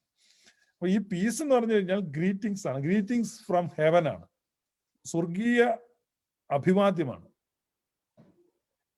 സ്വർഗീയ അഭിവാദ്യമാണ്. പീസ് ബി ആൻഡ് ഈവൻ അറബ്സിന്റെ ഇടയിൽ നമ്മള് അങ്ങോട്ടും ഇങ്ങോട്ടും വിഷ് ചെയ്യുന്ന സലാം അലൈക്കും, സലാം അലൈക്കും, അങ്ങോട്ടും ഇങ്ങോട്ടും സലാം എന്ന് പറഞ്ഞാൽ പീസിന് അർത്ഥം. അപ്പം ദേ ഓൾസോ സലാം എന്ന് പറഞ്ഞാൽ പീസ് അല്ലെന്നേ. ഇസ്ലാം അലൈക്കും, ഇസ്ലാം എന്ന വാക്കിന്റെ അർത്ഥം സമാധാനം എന്നാണെന്ന് ഇവർ ലോകം മുഴുവൻ തെറ്റിദ്ധരിപ്പിച്ചിരിക്കുകയാണ്. ഇസ്ലാം എന്ന വാക്കിന്റെ അർത്ഥം കീഴടങ്ങൽ, സറണ്ടർ എന്നാണ് അറബിയിൽ. ഹീബ്രുവിലാണ് ഈ ഷാലോ എന്ന് പറഞ്ഞാൽ സമാധാനമാണ്. പക്ഷെ അറബിയില് ഇസ്ലാം എന്ന് പറഞ്ഞാൽ കീഴടങ്ങുക എന്നാണ് അർത്ഥം. എന്ന് പറഞ്ഞാൽ കീഴടങ്ങലിലൂടെ സമാധാനം, സറണ്ടർ. അത് ഒത്തിരി വ്യത്യാസമുണ്ട്, ഒത്തിരി അർത്ഥ വ്യത്യാസമുണ്ട്. അവര് പറയുന്നതിൽ അർത്ഥമില്ല. പക്ഷെ നമ്മളെ സംബന്ധിച്ച് സമാധാനം എന്നതാണ് ഏറ്റവും വലിയ. അപ്പൊ അതാണ് ചർച്ചിൽ വരുമ്പോൾ ഓരോരുത്തരും സമാധാനത്തിന്റെ ഉപകരണമായി മാറുകയാണ്. തന്റെ സഹോദരനെ ഹീൽ ചെയ്യുകയാണ്, അവന് പ്രൊവൈഡ് ചെയ്യുകയാണ്, അവനെ കൺട്രോൾ ചെയ്യുകയാണ്, അവനെ എൻകറേജ് ചെയ്യുകയാണ്. ഇതെല്ലാം ഈ ഡോക്ടർ പറഞ്ഞ ആ പാട്ടിന്റെ ആ സമയത്ത് നടക്കേണ്ടതാണ്. അതുകൊണ്ടാണ് ട്രൂ മീനിങ് ഫുൾ വർഷിപ്പ് വരുന്നത്. അതൊക്കെ സംഭവിച്ചാൽ ഒരിക്കലും ഒരു വ്യക്തി പോലും സഭ വിട്ട് ഈ കൾട്ട് ഗ്രൂപ്പിലോ അല്ലെങ്കിൽ വേറെ ഗ്രൂപ്പിലോ വിട്ടു പോകത്തില്ല. നമ്മുടെ സഭയിൽ ഇതുപോലെ നടന്നാൽ അത് നമ്മൾ അതിലേക്ക് റീഡിസ്കവറിങ് ഓർത്തഡോക്സി എന്നുള്ളതാണല്ലോ നമ്മുടെ ഒരു ഇത്. അപ്പം അത് സംഭവിക്കും. കാരണം ഇപ്പം നമുക്ക് സമഗ്രമായ നിലയ്ക്ക് തന്നെ ഓർത്തഡോക്സ് സഭയ്ക്കകത്ത് ഒരു എന്താണ് ഒരു അവൈക്കണിങ് ഉണ്ട്. അപ്പൊ അതിലേക്ക് വരും. കാരണം ബാക്കി മീനിങ്ലെസ്നെസ് ഓഫ് വെൽത്ത് ഒക്കെ ഇപ്പൊ ആളുകൾ ഈ കൊറോണ സീസണിലൊക്കെ മനസ്സിലാക്കുകയാണ്. അപ്പം ശരിക്കും നമ്മൾ ആ ക്രിസ്തുവിന്റെ റിഫ്ലക്ഷൻ ഉള്ള ഒരു ചർച്ചയായിട്ട് വരും. അതിലേക്ക് വളരുമെന്ന് തന്നെയാണ് ഞാൻ പ്രതീക്ഷിക്കുന്നത്. അപ്പൊ ഒന്ന് ഡോക്ടർ ഇപ്പൊ പറഞ്ഞു ഈ പെന്തക്കോസ്റ്റിന്റെ ഒരു ഗുണം. ഈ പെന്തക്കോസ്റ്റിലെ ആളുകള് ഇപ്പം ഒരു ആസ് എ ഫോർമർ പാസ്റ്റർ ഡോക്ടർക്ക് ഇപ്പം ഡോക്ടർ 28 വർഷം പെന്തക്കോസ്റ്റിലായിരുന്നു, 10 വർഷം പാസ്റ്റർ ആയിരുന്നു, ബാംഗ്ലൂർ ഒരു ചർച്ച നടത്തിക്കൊണ്ടിരുന്നു. ഇപ്പൊ തിരിച്ച് ഓർത്തഡോക്സ് സഭയിലോട്ട് ബാക്ക് ടു ഹോം. അപ്പൊ എന്താണ് ഈ പെന്തക്കോസ്റ്റിൽ ആളുകളെ പിടിച്ചു നിർത്തുന്ന ഡോക്ടറുടെ നിരീക്ഷണത്തിൽ എന്താണ് ആ ഒരു ഫാക്ടർ? നമ്മൾ ഈ പെന്റിക്കോസ്റ്റൽ ചർച്ചസിൽ എസ്പെഷ്യലി സിറ്റി ഏരിയയിൽ, അപ്പൊ എനിക്ക് റൂറൽ ഏരിയാസിന്റെ കാര്യം എനിക്ക് പറയാനൊക്കില്ല, പക്ഷെ സിറ്റി ഏരിയാസിൽ നമ്മൾ നോക്കുന്ന പറഞ്ഞാൽ ഈ സപ്പോർട്ട് ഇല്ലാത്ത അല്ലെങ്കിൽ ഒറ്റയ്ക്ക് നിൽക്കുന്ന കുടുംബങ്ങളെ നമ്മൾ ടാർഗറ്റ് ചെയ്യും, അല്ലെങ്കിൽ ഒറ്റയ്ക്ക് നിൽക്കുന്ന വ്യക്തികളെ ടാർഗറ്റ് ചെയ്യും. അപ്പൊ അവരുടെ വീക്ക്നെസ്സസ് നമ്മൾ കണ്ടുപിടിക്കും ബേസിക്കലി. അപ്പം അവർക്ക് വേണ്ടിയുള്ള ചിലപ്പം ജോലി നോക്കുന്ന വ്യക്തികളായിരിക്കും, ചിലപ്പം ഒരു ലോൺലിനെസ് ഫേസ് ചെയ്യുന്ന വ്യക്തികളായിരിക്കും. അപ്പൊ അവർക്ക് വേണ്ടിയുള്ള മെസ്സേജസ് നമ്മൾ സ്റ്റേജിന് കൊടുക്കും. ബേസിക്കലി ബിബ്ലിക്കൽ ഒരു ഒരു തീം വെച്ചായിരിക്കും പ്രസംഗിക്കുന്നത്. അപ്പൊ ഈ വരുന്ന വ്യക്തികള് അവർക്ക് സൺഡേ വരുമ്പോൾ അവർക്ക് കേൾക്കേണ്ടേ കേൾക്കും. they are able to hear what they want to hear. ഇപ്പൊ ചിലവർക്ക് ജോലി കിട്ടണം, അല്ലെങ്കിൽ എനിക്ക് എന്തോ I want to be prosperous എന്ന് പറഞ്ഞുള്ള ഒരു കൺസേൺ ഉണ്ടെങ്കിൽ ആ വ്യക്തിക്ക് ആ പ്രോസ്പെരിറ്റിയെ കുറിച്ചുള്ള ദൂതായിരിക്കും അന്ന് കിട്ടുന്നത്. അപ്പൊ ആ പാക്കേജിലെല്ലാം കാണും. പിള്ളേരെ ദൈവം ദാനമായിട്ട് കൊടുക്കുന്ന ഒരു സന്ദേശം കാണും. ദുഃഖിച്ചിരിക്കുന്ന വ്യക്തികൾക്ക് ദൈവം സന്തോഷം കൊടുക്കാനുള്ള ദൂത് കാണും. അപ്പം അതൊരു ബിബ്ലിക്കൽ തീമില് ഒരു ബിബ്ലിക്കൽ സ്റ്റോറി എടുത്ത് അത് നല്ലതായിട്ട് കവർ ചെയ്ത് ഇതെല്ലാം കൊടുക്കുമ്പോൾ വന്നിരിക്കുന്ന ഒരു 90% ആൾക്കാർക്ക് സംതൃപ്തിയാവും. they'll be satisfied. അതൊരു സൈക്കോളജിക്കൽ അപ്രോച്ചാണ്. അപ്പം more and more people will be attracted to the church. അപ്പൊ നാളെ അടുത്തുള്ള വേറെ വ്യക്തിയെ വിളിച്ചോണ്ട് വരും. അങ്ങനെ സഭ വളരുന്നു. അപ്പം pastors are able to convey, അല്ലെങ്കിൽ നല്ല സ്റ്റോറി ടെല്ലിംഗ് കേപ്പബിലിറ്റീസ് ഉള്ള പാസ്റ്റേഴ്സും നല്ല ജോക്ക് പറഞ്ഞ് കാര്യങ്ങൾ പറഞ്ഞു പിടിപ്പിക്കാൻ കഴിവുള്ളവരും നല്ല എന്താ പറഞ്ഞ മ്യൂസിക് വേർഷിപ്പ് ടീമുള്ള ചർച്ചസും അങ്ങനെയുള്ള ചർച്ചസ് വളരുന്നത്. ഇപ്പം there's some kind of magnetic attraction. പക്ഷെ ഇത് കുറച്ചുനാൾ കഴിയുമ്പോൾ അതൊരു ഡെസ്പറേഷനായി മാറിത്തീരും. ചിന്തിക്കുന്ന വ്യക്തികൾക്ക് you will start asking questions.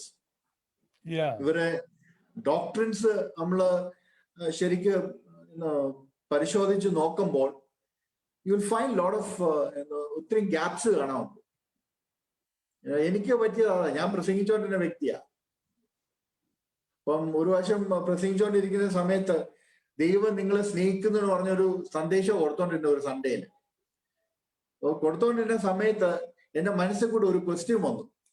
ഈ ക്വസ്റ്റ്യൻ ഇങ്ങനെയായിരുന്നു: ഇവിടെ ഇരിക്കുന്ന ചില വ്യക്തികള് കഴിഞ്ഞ 1-2 വർഷമായിട്ട് നിന്റെ സഭയിൽ വരുന്ന അവർ സ്നാനപ്പെട്ടിട്ടില്ല. അവര് വേറൊരു എന്തോ ക്രിസ്ത്യ മാർഗത്തിനല്ല, വേറെ ഒരു മാർഗത്തിന് വന്ന ആൾക്കാർ. അവര് സ്നാനപ്പെട്ടിട്ടില്ല, ക്രിസ്ത്യാനി ആയിട്ടില്ല, എന്തോ പൂർണ്ണമായിട്ട് അവര് സമർപ്പിച്ചിട്ടില്ല. ഇവരിപ്പം സഭയിൽ ഇറങ്ങിപ്പോയി വല്ല ആക്സിഡന്റ് ആയി മരിച്ചു കഴിഞ്ഞാൽ അവര് നേരെ നിത്യ നരകത്തിലോട്ടായിരിക്കും പോകുന്നത്.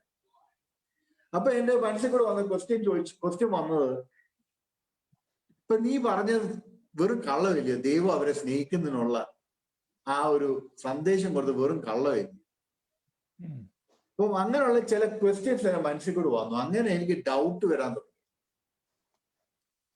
അങ്ങനെ പല കാര്യങ്ങളായോ. പിന്നെ നമ്മുടെ വേർഷിപ്പിനെ കുറിച്ചുള്ള യൂക്രൈസ്റ്റ് വായിക്കാൻ തുടങ്ങിയപ്പം യൂക്രൈസ്റ്റ്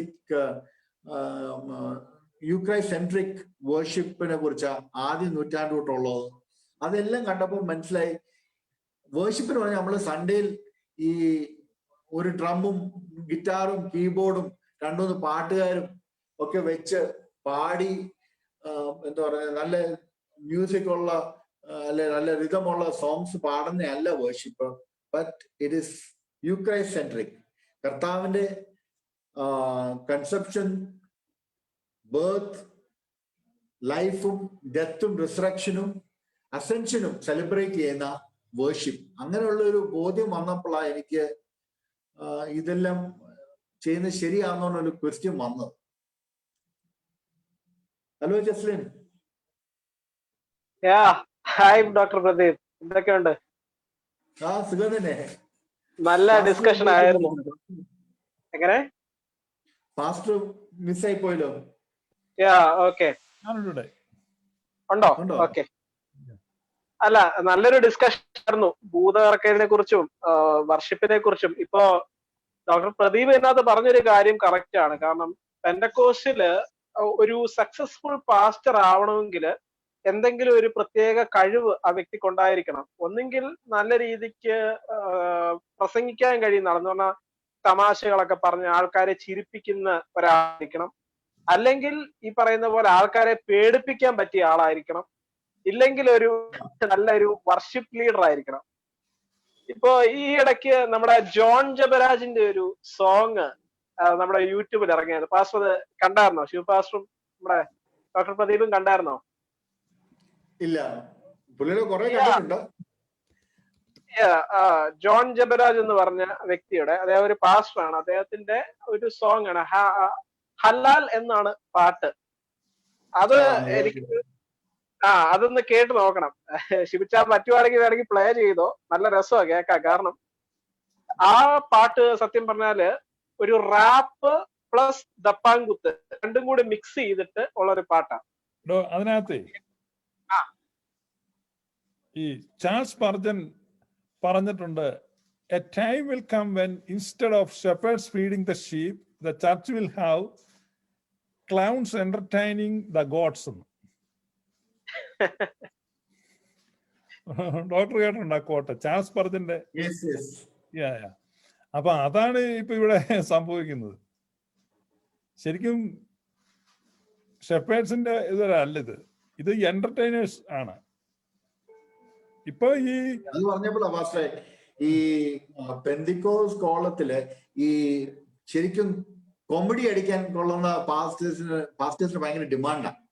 അവര് സിനിമ കാണുന്നില്ല, പക്ഷേ ഇവർക്ക് ഭയങ്കര ഡിമാൻഡായിരിക്കും. സ്റ്റാൻഡപ്പ് കൊമേഡിയൻസിന്റെ റോളായിരിക്കും അവർ ഫുൾഫിൽ ചെയ്യുന്നത്. സ്റ്റാൻഡപ്പ് കൊമേഡിയൻസാ. ഫോർ എക്സാമ്പിൾ ഇപ്പൊ അനീഷ് കാവാലം, പുള്ളിയുടെ പ്രസംഗം കേട്ട് നമ്മൾ തിരിച്ച് കവന്ന് വീഴും.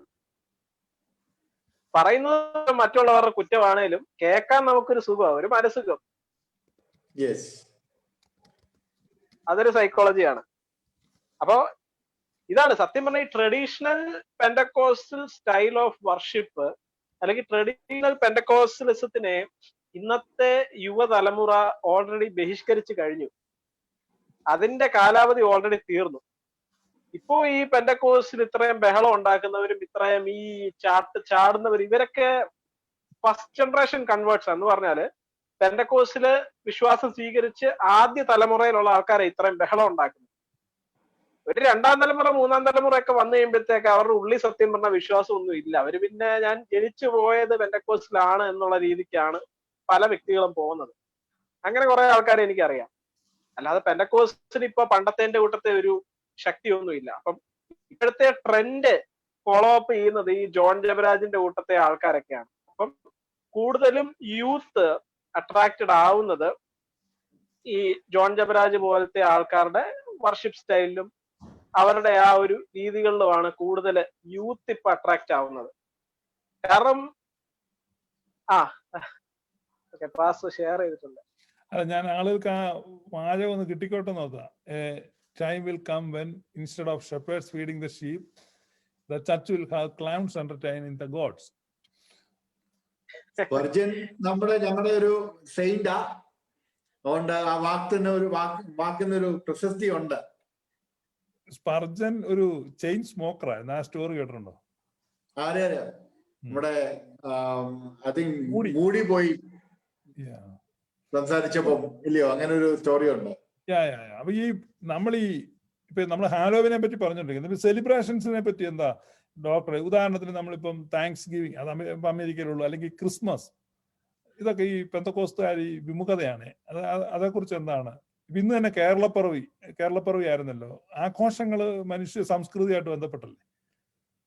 അപ്പൊ അതിൽ ഈ പെന്തക്കോസ്തുകാർ ഈ ക്രിസ്തുമസിനെതിരായിട്ട്, പ്രത്യേകിച്ച് ബാംഗ്ലൂരാണല്ലോ മലയാളികളുടെ പ്രധാന ഒരു പെന്തക്കോസ് കൂട്ടായ്മ ഉള്ള പാസ്റ്റർ എം എ വർഗീസിന്റെ.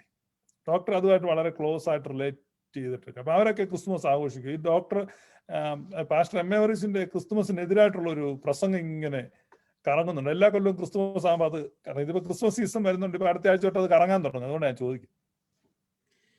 അത് എനിക്ക് അവരെ കുറിച്ച് മോശമായിട്ട് പറയാൻ വലിയ താല്പര്യമില്ല. കാരണം ഞാൻ കല്യാണം കഴിച്ചതും അവരുടെ സഭയിലുണ്ടായിരുന്നു. So I love them all. But I would like to say that Malayalam സഭയിൽ അത് നമ്മള് ക്രിസ്മസ് എതിരെ പ്രസംഗിക്കുകയാണെങ്കിലും നേരെ തിരിച്ച് ഇംഗ്ലീഷ് ചർച്ചില് ഭയങ്കര സെലിബ്രേഷനാണ് ക്രിസ്മസ്. അവരുടെ തന്നെ സഭ, സെയിം സഭ, അവരുടെ തന്നെ സഭ, അതേ കോമ്പൗണ്ടിൽ. അത് ഞങ്ങൾ ഇന്നാള് ഈ അടൂര് വെച്ച് ഒരു റെസ്റ്റോറന്റ് ഉണ്ട്, ഈ ജസിലിനൊക്കെ ഉണ്ടായിരുന്നു എൻ്റെ കൂടെ. ഞങ്ങൾ കയറിയപ്പം ഇടത്തോട്ട് തിരിഞ്ഞ വെജിറ്റേറിയൻ, വലത്തോട്ട് തിരിഞ്ഞ നോൺ വെജിറ്റേറിയൻ, ഒറ്റ കടക്കാതാണ്. നമ്മള് മെയിൻ എൻട്രൻസ് ഒന്നാണേ, അല്ലെ? ഓർക്കുന്നുണ്ടോ ജസിലിനെ? അതെ, നമ്മളന്ന് മറ്റേ ഫിഷ് പൊള്ളിച്ചതൊക്കെ കഴിച്ചത്. അതെ, അപ്പുറത്തോട്ട് കയറിയ മസാല ദോശ, ഉഴുന്നുവട, തൈര് സാദം, മുളക് സാദം, സാമ്പാർ സാദം, ഈ ഒരു സ്റ്റൈലാണ്. ഇടത്തോട്ട് ഒറ്റ കൂരയാണ്, ഇപ്പുറം നോൺ വെജ്. അപ്പൊ അതുപോലത്തെ ഒരു സംഗതിയാണ് അവിടെ. Same compound. ആദ്യത്തെ ഞങ്ങൾ ആദ്യം കയറിയത് അറിയാതെ ഞങ്ങൾ ആ വെജിന്റെ ഏരിയയിലാ ഞങ്ങൾ ആദ്യം കയറി. അവിടെ കയറിയിട്ട് പിന്നെ പറഞ്ഞു എന്തൊക്കെയാ ചിക്കൻ റോസ്റ്റ് ഉണ്ടോ എന്നൊക്കെ പിന്നെ കയറി ചോദിച്ചായിരുന്നു. അപ്പൊ പറഞ്ഞു അതൊക്കെ ഇവിടെ ഇല്ല, അപ്പുറത്തെ സൈഡിലാണുള്ളത് പറഞ്ഞു. ഒരു രസകരമായിട്ട് ഒരു പോസ്റ്റ് കറങ്ങുന്നുണ്ട്. ഈ ക്രിസ്മസിന്റെ സമയമാണോ ഈ ലൂയി ഫറാക്കാന്റെ ഒരു സ്പീച്ച് ക്രിസ്മസിനെതിരെ ഒരു പ്രസംഗമാണ്. പാസ്റ്റർ കേട്ടിട്ടുണ്ടോ എന്ന് അറിയത്തില്ല. പെന്തിക്കോസുകാരിട്ട് അങ്ങ് ഷെയർ ചെയ്യും. വാട്ട് ആൻ അനോയിന്റഡ് മെസ്സേജ് എന്ന് പറഞ്ഞുകൊണ്ട്, ലിസൺ ടു ദിസ് എന്ന് പറഞ്ഞുകൊണ്ട് ഭയങ്കര ഷെയറിംഗ്. കേട്ടിട്ടുണ്ടോ ലൂയി ഫറാക്കാന്റെ ക്രിസ്മസിനെതിരെ ഒരു പ്രസംഗം? ഇല്ല, ഞാൻ എം എം അക്ബറുടെ ഒരു പ്രസംഗം കേട്ടിട്ടുണ്ട് ക്രിസ്മസിനെതിരായിട്ട്. എം എം അക്ബറുടെയും എം എ വറീസിന്റെ ആണ് ഞാൻ കേട്ടിട്ടുള്ളത്. നമ്മുടെ ബ്ലാക്ക് അമേരിക്കൻ പ്രീച്ചേഴ്സിന്റെ അതേ സ്റ്റൈലാ, പെന്റിക്കോസ്റ്റൽ പ്രീച്ചേഴ്സിന്റെ അതേ സ്റ്റൈലാ.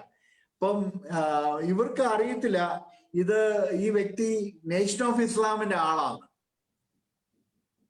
ഇവര് വിചാരിക്കുന്ന ഏതോ പെന്തിക്കോസിലെ ബ്ലാക്ക് പ്രീച്ചറെയാണ്ട എല്ലാ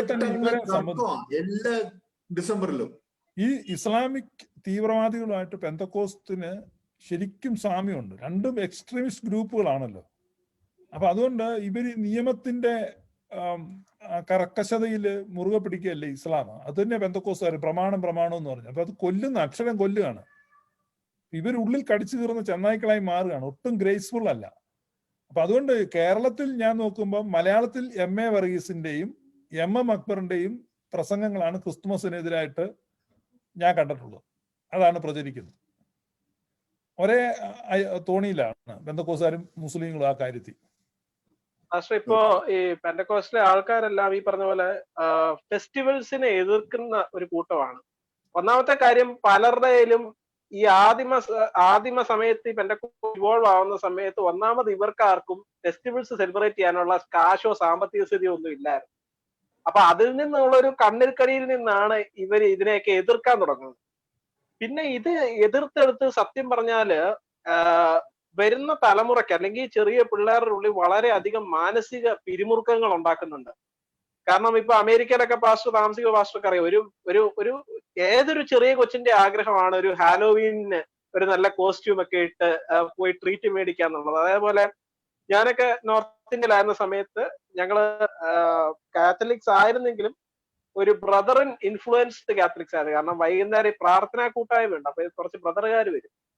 അപ്പൊ അങ്ങനെ ഈ പറഞ്ഞ ഈ ഒരു ടൈപ്പ് ഒരു കൂട്ടായ്മയിലൊക്കെ നിൽക്കുന്ന കാരണം ഈ ദീപാവലി, ഹോളി ഇങ്ങനത്തെ ആഘോഷങ്ങളൊക്കെ ഞാൻ വളരെ കരഞ്ഞ് നിലവിളിച്ച് കൂവിയാണ് ഞാൻ എങ്ങനെയും ഒക്കെ സെലിബ്രേറ്റ് ചെയ്യാൻ പോകുന്നത്.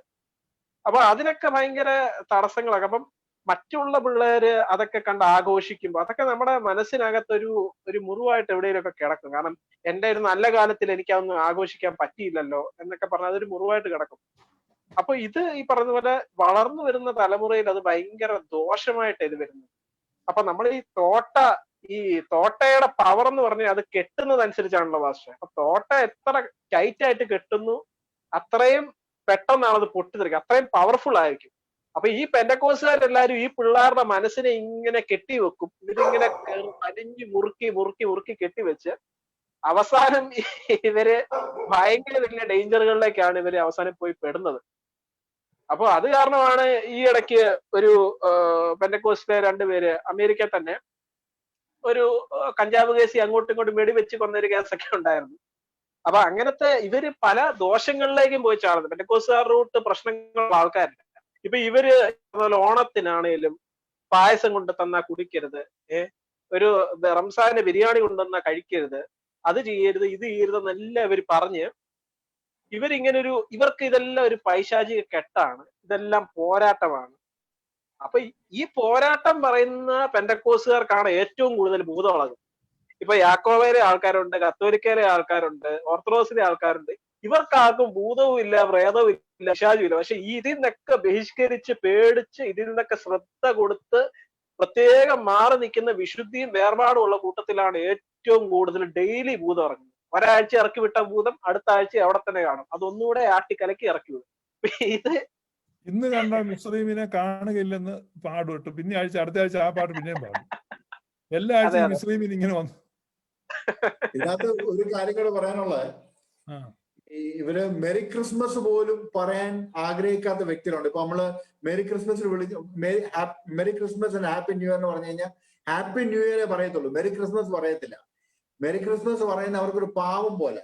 പക്ഷെ നേരെ തിരിച്ച് ഇവിടെയുള്ള ഈ ചില ചർച്ചസില്, ബാംഗ്ലൂരിലുള്ള ചില ചർച്ചസില് അവരുടെ പാസ്റ്റർമാരുടെ ബർത്ത്ഡേസും അവരുടെ വൈഫ്സിന്റെ ബർത്ത്ഡേസും വരെ ഭയങ്കര രീതിയിലാണ് സെലിബ്രേറ്റ് ചെയ്യുന്നത്. ഭയങ്കര സെലിബ്രേഷനാ. അത് നമ്മുടെ ബിന്നിക്കറിയോന്ന് അറിയത്തില്ല, ഇവിടെയുള്ള ചില ചർച്ചസിലെ പാസ്റ്റർമാരെ ബർത്ത്ഡേ സെലിബ്രേറ്റ് ചെയ്യുന്ന കണ്ടിട്ടുണ്ടോ ബിന്നി? കണ്ടിട്ടുണ്ട്, ഇഷ്ടംപോലെ ക്രിസ്മസ് സെലിബ്രേഷനേക്കാളും വലിയ സെലിബ്രേഷനാ. അതാണ് ഈ ജീസസിന്റെ ബർത്ത്ഡേ ലോകം മുഴുവൻ സെലിബ്രേറ്റ് ചെയ്യുമ്പം അവിടെ മുഖം തിരിച്ചു നിൽക്കുന്ന ദയനീയ ചിത്രമാണ് കാണുന്നത്. പെന്തക്കോസ്താണ് ഇത്രയും കഷ്ടം. ഇനിയിപ്പം already Christmas season has come. അപ്പം ഈ പെന്തക്കോസിലെ ചിന്തിക്കുന്ന യുവജനങ്ങളെ നിങ്ങൾ ആ കൾട്ടിൽ നിന്ന് പുറത്തു വരണമെന്ന് ഞാൻ ഈ സമയത്ത് ഒന്നുകൂടെ ഓർപ്പിക്കുകയാണ്. ബിന്നിക്ക് എന്നാ പറയാനുള്ളത്? പെന്തക്കോസ്റ്റിൽ എന്താണ് അട്രാക്റ്റീവ് ഫാക്ടേഴ്സ്? അട്രാക്റ്റീവ് ഫാക്ടേഴ്സ് ഒക്കെ ഇപ്പൊ എന്താ പറയാ, ഞാനിപ്പോ പ്രദീപ് ഡോക്ടർ ഇതിനെ പറഞ്ഞ പോലെ ബാംഗ്ലൂരുള്ള ആൾക്കാർ, ഇനിയിപ്പോ പുതിയ തലമുറയിലുള്ള ആൾക്കാരൊക്കെ നമ്മളിപ്പോ ഈ പറഞ്ഞ കാര്യങ്ങളൊക്കെ അവര് പറയും അങ്ങനെയൊന്നും അല്ല എന്ന് പറയും. കാരണം പുതിയ തലമുറയുള്ള ആൾക്കാരെല്ലാവരും തന്നെ ഇപ്പൊ ക്രിസ്മസ് ആഘോഷിക്കുന്നുണ്ട്, ഇപ്പൊ ആഭരണം ഇടുന്നതിന് എന്താ കുഴപ്പം, ഓണം ആഘോഷിക്കാറുണ്ട്, ഞങ്ങൾ ആഘോഷിക്കാറുണ്ടല്ലോ, അതൊന്നും വിഷയമില്ല എന്നുള്ള രീതിയിൽ ഒരു പുരോഗമനവാദം വന്നു എന്നുള്ള രീതിയിലാണ് അവര് ഇങ്ങനെ എന്താ പറയുക, ഇപ്പൊ നമ്മുടെ ഈ ലൈവ് കണ്ടാലും അങ്ങനെയൊന്നും അല്ല പെന്തക്കോസ് എന്ന് പറയും. ശരിക്കും യഥാർത്ഥ പെന്തക്കോസ് എന്താണെന്ന് ഇവർക്കും മനസ്സിലായിട്ടില്ല എന്നാണ് തോന്നുന്നത്. ഇവർക്ക് മനസ്സിലായിട്ടില്ല എന്നുള്ളതല്ല, ഇവർക്ക് മനസ്സിലായാലും ഇവർക്ക് മാറാൻ കഴിയില്ല എന്നുള്ള ഒരു കാര്യം കൂടിയാണ്. ഇപ്പൊ എന്റെ ക്ഷമിക്കണം,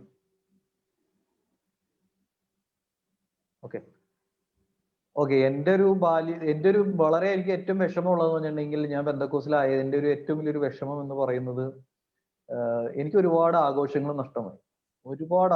നഷ്ടമായിട്ടുള്ള ഒരു വ്യക്തിയാണ്. അതായത് ഒരു നല്ലൊരു പ്രായത്തില് ആഘോഷിക്കേണ്ട പ്രായത്തിലെ ഒരുപാട് ആഘോഷങ്ങൾ എനിക്ക് നഷ്ടമായത്. അപ്പൊ ആൾക്കാർ പറയാം ആഘോഷം എന്ന് പറഞ്ഞു കഴിഞ്ഞാൽ മദ്യപാനം അങ്ങനത്തെ വിഷയങ്ങളൊന്നുമല്ല.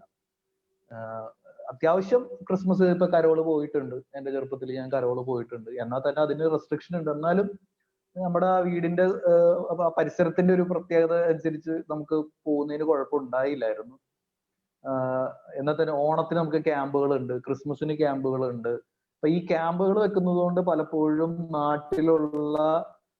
നാട്ടിലെ സൗഹാർദ്ദ കൂട്ടായ്മകളിലൊന്നും എപ്പോഴും പെന്തക്കോസിലെ ആളുകൾക്ക് പങ്കെടുക്കാൻ കഴിയില്ല. കാരണം ക്യാമ്പിലാണല്ലോ. വളരെ ആ ക്യാമ്പിന്റെ രാത്രി ചിലപ്പോൾ 24-ാം തീയതി രാത്രി ആയിരിക്കും കാത്തിരിപ്പ് യോഗമൊക്കെ വെക്കുന്നത്, ഡിസംബറിലാണെങ്കിൽ. അതുപോലെ ഓണത്തിന് നമുക്ക് ഓണവാര ക്യാമ്പ് ഇല്ലാത്ത ഒരു പെന്തക്കോസ് പ്രസ്ഥാനങ്ങളും ഇല്ല. എല്ലാവർക്കും ഓണവാര ക്യാമ്പുകളുണ്ട്. അപ്പൊ ഈ ഓരോ മനുഷ്യനും ആഘോഷിക്കേണ്ട ആ സമയങ്ങളിൽ ഇവരെ പിടിച്ചു നിർത്തി ഒരു പ്രത്യേക മീറ്റിംഗ് വെച്ച് അല്ലെങ്കിൽ ഉപവാസ പ്രാർത്ഥനയും വെച്ച് അവരുടെ ആഘോഷങ്ങളിൽ നിന്ന് അവരെ മാറ്റി നിർത്തി. അതായത് കാരണം ആഘോഷങ്ങളിലേക്ക് പോകാൻ പാടില്ല എന്നുള്ള ഒരു റെസ്ട്രിക്ഷൻസ് ഒക്കെ വെച്ച് ഇങ്ങനെ മാറ്റി നിർത്തി. ഞാൻ ഇപ്പോഴത്തെ ഒരു തലമുറയിലുള്ള പെന്തക്കോസിലെ യുവജനങ്ങളോട് പറയുകയാണ്, നിങ്ങൾ അവിടെ നിന്ന് ചാടി ആഘോഷിക്കാനുള്ള സമയം തുടങ്ങുക. കാരണം വെച്ചിട്ടേ ചെടി വെച്ചിട്ട് മഴ പെയ്യുന്ന സമയത്ത് ചെടി എടുത്ത് പെരക്കകത്ത് വെക്കുക എന്ന് പറഞ്ഞാല് എന്തെങ്കിലുമൊക്കെ സെലിബ്രേഷൻ ഒക്കെ വരുമ്പം പെട്ടെന്ന് ഒരു ഉപവാസ പ്രാർത്ഥന വെക്കുക. ഞാൻ ഇതിനു മുമ്പ് ഒരു ലൈവില്, പണ്ടത്തെ ഒരു ലൈവില് ഞാൻ ഇങ്ങനെ പറഞ്ഞിട്ടുണ്ട്, ഈ ആഘോഷങ്ങൾ പെന്തക്കോസുകാർക്ക് ഇല്ലാത്തത് കൊണ്ടാണ് ഏറ്റവും കൂടുതൽ അവരുടെ സഭകൾ എന്ന് പറയുന്ന പ്രസ്ഥാനങ്ങളിലും കുടുംബങ്ങളിലും ഏറ്റവും കൂടുതൽ ആളുകൾ, പ്രത്യേകിച്ച് സഹോദരങ്ങള്, കൂടപ്പിറപ്പങ്ങള് ഈ തല്ലിപ്പിരിയാനുള്ള പ്രധാന കാരണം ഇവർക്ക് ആഘോഷങ്ങളില്ല. ഇപ്പൊ ഞാൻ അതിനു മുമ്പ് ഒരു ലൈവില് പറഞ്ഞിട്ടുണ്ട്, അതായത് ഒരു അപ്പോസ്തോലിക സഭയിലെ ഒരു വ്യക്തി എന്ന നിലയിൽ അവനെ സംബന്ധിച്ചിടത്തോളം പ്രധാനപ്പെട്ട 3 കാര്യങ്ങൾ ഫെസ്റ്റിവൽ പ്രധാനമായിട്ട്. ഒന്ന്, ക്രിസ്മസ് വരാറുണ്ട്. ഞാൻ ക്രിസ്ത്യാനിയുടെ മാത്രമായിട്ടുള്ള കാര്യം പറയുന്നത്. ക്രിസ്മസ് വരാറുണ്ട്, ഈസ്റ്റർ വരാറുണ്ട്, അല്ലെങ്കിൽ 2 ഭാഗത്തുള്ള ആൾക്കാരുടെ ഒരു പള്ളിയിലെ ഒരു പെരുന്നാളും വരാറുണ്ട്. അപ്പൊ ഇത് എല്ലാം കൂടെ നോക്കുകയാണെങ്കിൽ രണ്ടും ഒരാഴ്ചത്തെ ഒരു സെലിബ്രേഷൻ ആയിട്ട് തന്നെ നമുക്ക്, അതായത് വർഷത്തിൽ ഒരു 3 ആഴ്ച സെലിബ്രേഷന് വേണ്ടി ഒരു അപ്പോസ്തോലിക സഭയിൽ ഒരു വ്യക്തി ചെലവഴിക്കുന്നുണ്ട്. അതുകൂടാതെ ഓണം, അങ്ങനെയൊക്കെയുള്ള വിഷു, ഇതൊക്കെ ആഘോഷിക്കുന്നവരാണ് നമ്മുടെ മലങ്കരയിലുള്ള ക്രിസ്ത്യാനികൾ എന്ന് പറയുന്നത്. അത് വേറെ. അപ്പൊ ഈ ദിവസങ്ങളിലെല്ലാം ഇവർ ഒരുമിച്ച്, കൂടപ്പിറപ്പുകൾ ഒരുമിച്ച് കൂടുന്നു, ഭക്ഷണം വെക്കുന്നു, അവരവരുടെ സൗഹാർദ്ദങ്ങള് പങ്കിടുന്നു, നന്മകൾ പങ്കിടുന്നു, കസിൻസ് ഒരുമിച്ച് കൂടുന്നു, അതുപോലെ പള്ളിയിൽ ഒരുമിച്ച് പോകുന്നു, അതേപോലെ തന്നെ ഒരുമിച്ച് പ്രാർത്ഥിക്കുന്നു. ഈ ഒരു സന്തോഷം പെന്തക്കോസ് ഭവനങ്ങളിൽ ഇല്ല. ഞാനൊരു പെന്തക്കോസ് ഭവനത്തിൽ നിന്ന് വരുന്നതുകൊണ്ട് ഞാൻ പറയുന്നതാണ്. കാരണം പെന്തക്കോസുകാർക്ക് എവിടെ സമയമുള്ളത്? ഇപ്പൊ പെന്തക്കോസുകാർക്ക് ആഘോഷിക്കണമെങ്കിൽ ഇപ്പൊ ഒരു കുടുംബത്തിൽ 2 മക്കളുണ്ടെങ്കിൽ ഒരു കല്യാണം വരണം. 25 വർഷം കൂടുമ്പോൾ ഒരു കല്യാണം വരും. ആ കല്യാണം വരുമ്പോൾ പറ്റുമെങ്കിൽ വല്ല കസിൻസോ ആരെങ്കിലോ ഒന്നോ തലേദിവസം ഒന്ന് കൂടിയെങ്കിൽ മാത്രമേ ഉള്ളൂ. പിന്നെ മരണത്തിനാണ് പിന്നെ കൂടുന്നത് ബന്ധുക്കൾ. ഈ പെന്തക്കോസ്തുകാരുടെ വീടുകളിൽ ബന്ധുക്കൾ വരാനും അവരുമായിട്ട് ഇന്ററാക്ട് ചെയ്യാനും പാസ്റ്റർമാർ സമ്മതിക്കത്തില്ല. അവർ വിലങ്ങുതടിയായിട്ട് നിൽക്കും. അവരിടയ്ക്ക് വന്നിട്ട് ഇങ്ങനെ ബ്ലോക്ക് ചെയ്ത് അവര് പ്രാർത്ഥിക്കുക, ശാസിക്കുക, അങ്ങനെ മിണ്ടുന്നുണ്ടെങ്കിൽ ഇടയ്ക്ക് അവര് കാണും. അപ്പൊ ഇങ്ങനെയാണ്. അപ്പൊ പണ്ടൊക്കെ ആയിരുന്നു കോട്ടേജ് മീറ്റിംഗ് ഒക്കെ വെക്കുമ്പോൾ, ഞാൻ ഇപ്പൊ എന്റെയൊക്കെ വീട്ടിലായിരുന്നു ഒരു 10-25 വരെ, എന്റെ ചെറുപ്പത്തിലൊക്കെ ആണെങ്കിൽ കോട്ടേജ് മീറ്റിംഗ് വെക്കുകയാണെങ്കിൽ ഞങ്ങളുടെ വീട്ടുകാരെല്ലാവരും കൂടെ ചേർന്ന് അവർക്ക് മാത്രം പ്രത്യേക ഭക്ഷണം. അതും പാസ്റ്റർ മെയിൻ ആയിട്ടാ. ഇപ്പൊ അതൊക്കെ മാറിയിട്ട് ഈ കൂടപ്പറപ്പുകളെ പറഞ്ഞു വിടും, പാസ്റ്റർക്ക് മാത്രം ഭക്ഷണം പ്രത്യേകം. അതേപറ്റി ഡോക്ടറുടെ അഭിപ്രായം തന്നെ, ഈ പാസ്റ്റർമാർ ഈ കേന്ദ്ര കഥാപാത്രമായി മാറുന്നത്, കല്യാണത്തിന് പോലും സെൻട്രൽ ഫിഗർ ആയിട്ട് പുള്ളിയാ വരുന്നത്.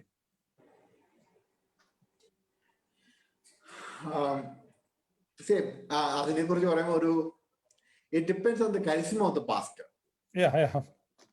അപ്പൊ ഞാനൊരു ഒബ്സർവേഷൻ പറഞ്ഞ, ഞാൻ ഒത്തിരിയും പാസ്റ്റേഴ്സ് കോൺഫറൻസസിന് പോയിട്ടുണ്ട്, ഒത്തിരി കൺവെൻഷന് പോയിട്ടുണ്ട്.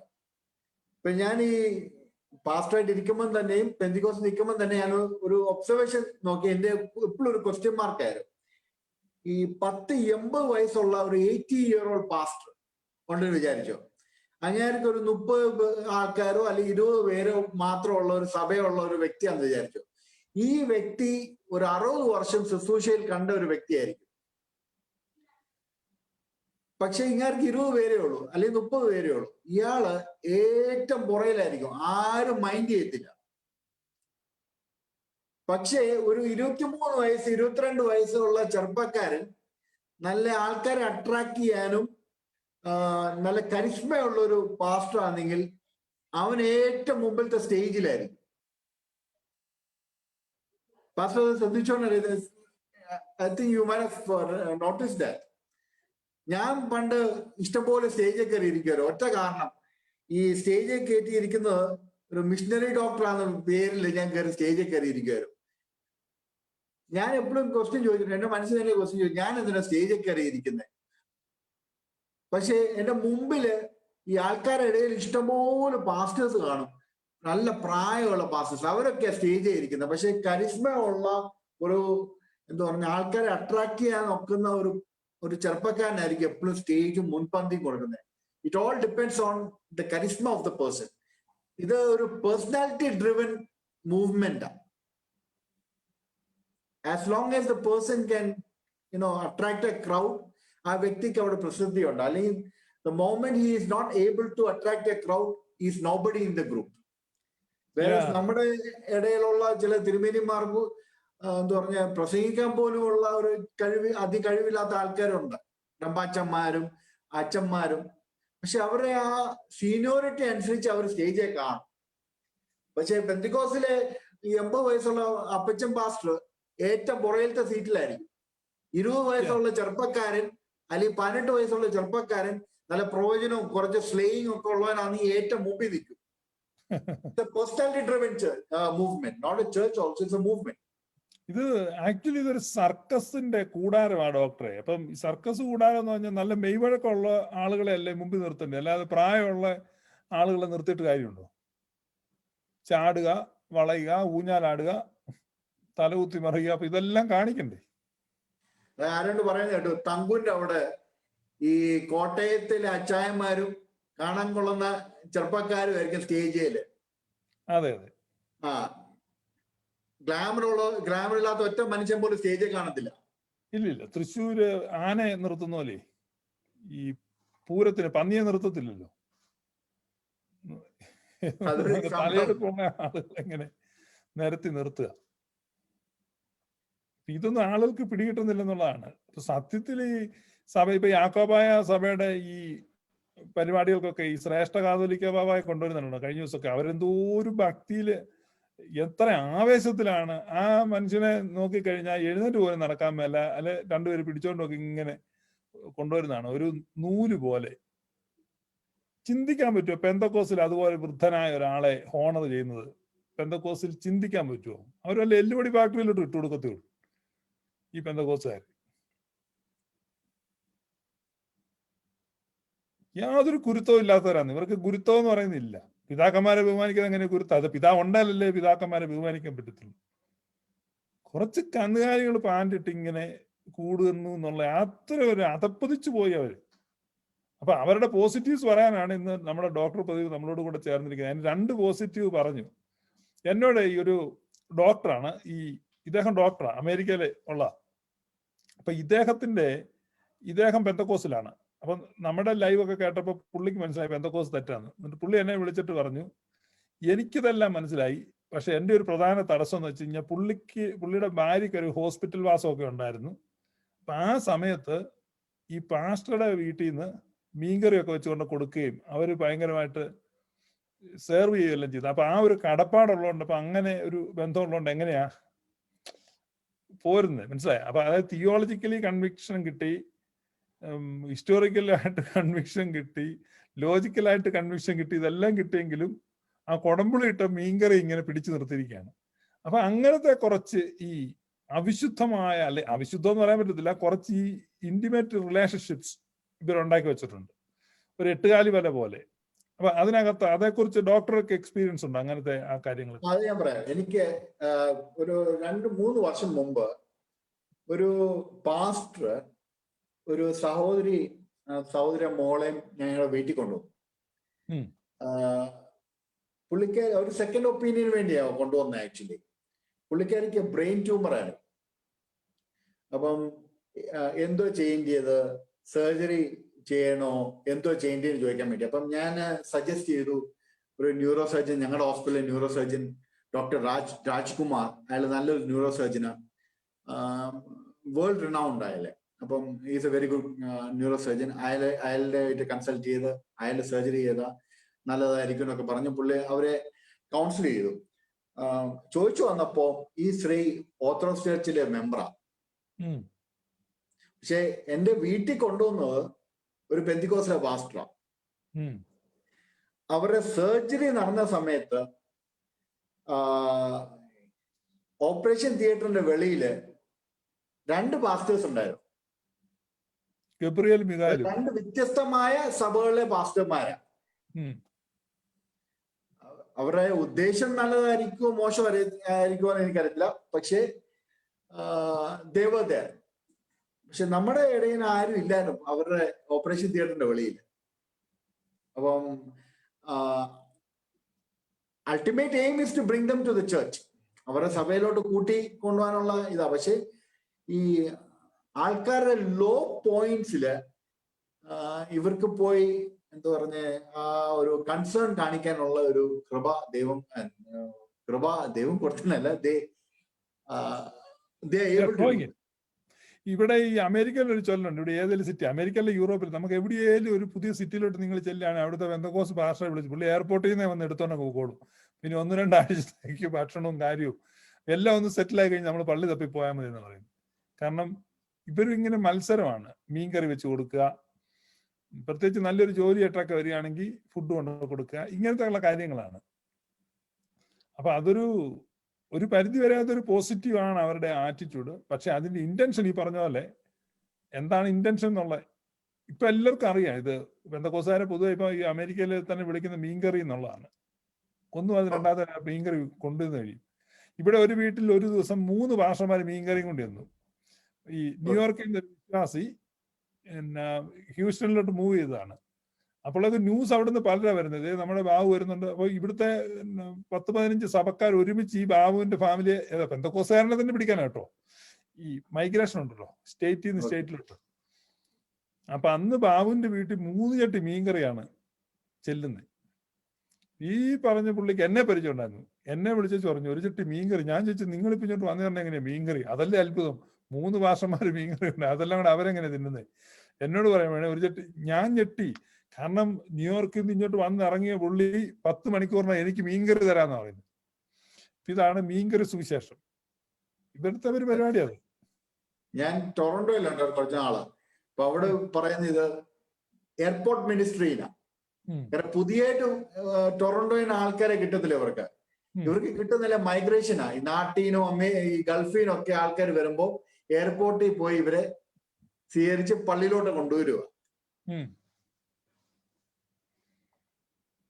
അവർക്ക് പിന്നെ വേറെ ചർച്ചസ് തപ്പിപ്പോവാനുള്ള ഒരു ഫ്രീഡമോ അല്ലെങ്കിൽ ഒരു ഓപ്പർച്യൂണിറ്റി കൊടുക്കത്തില്ല. ഡോക്ടർക്കും അങ്ങനെ എന്തോ ഒരു സൽക്കാരം കിട്ടിയ ഒരു ലക്ഷണ മുഖത്ത് കാണാമല്ലോ.